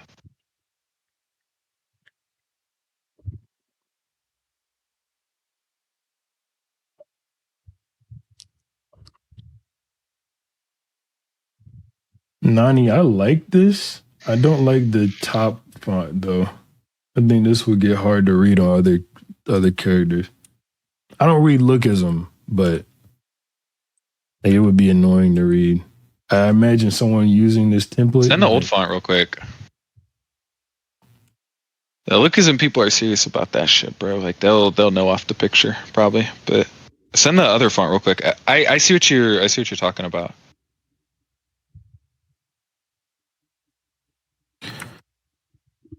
All right. Is there anything else we should say? This shit's almost 3 hours, bro. I'm sick of it. I mean, there is like I was gonna like what I was intending to do earlier was get into like the consistency for Yuta to 15 finger, like irregardless of the UG stuff. I think it's like consistent from a narrative perspective, just because of You piece of shit. later showings. It has been 3 hours. Like if you don't want to go over it, it's fine. I say, can we not bring that up? Like, that sounds like another 3 hour conversation. Yeah, I mean that was like we just got caught up on a bunch of random shit, bro. I'm not gonna lie, but yeah, that was like I can't count. That would be it. Fun Essentially, talking to you, bro. I appreciate it, man. Fun doing debates. Maybe my initial sentiment was a little harsh, man. Maybe the initial sentiment was a little harsh. Yeah. Oh, fuck. There was one thing you said earlier about like if you have an understanding of heavenly restrictions. This is way earlier, but it just popped back into my brain. Just like if you have if you know how they work and you know the guy has no curse energy. Yeah, I was gonna say that if that's the basis, then Naoya knows just in both examples that both of these people don't have cursed energy. So he would conclude anyway, or he should conclude that Maki is just as strong as Toji. Well, that's where the performance would create the. Well, yeah, that's why I'm saying it's not like ill-founded. Like he's just gaining this through performance, because everything about like the knowledge he has in his brain, it should just tell him that they're similar. But something about the performance is probably what's telling him otherwise. I don't think it's the performance. I think it's the misogyny. Like, you aren't Toji. Like, literally, like you're a fucking woman. You're beneath me, and you're ugly too. Well, literally, he says that.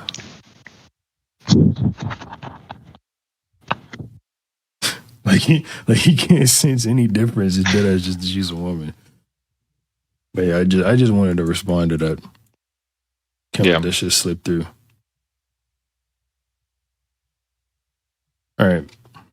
This was fucking Ryu versus Maki turned into whatever the hell that was.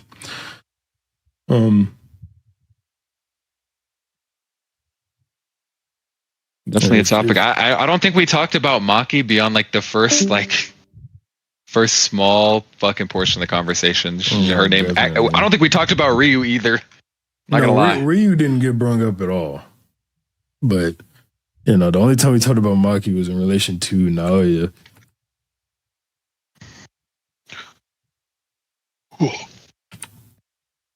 Yeah, that's it though. We can end it there. Say we can end it there for the recording, bro. Hey, we can end it there, man. All right, cool.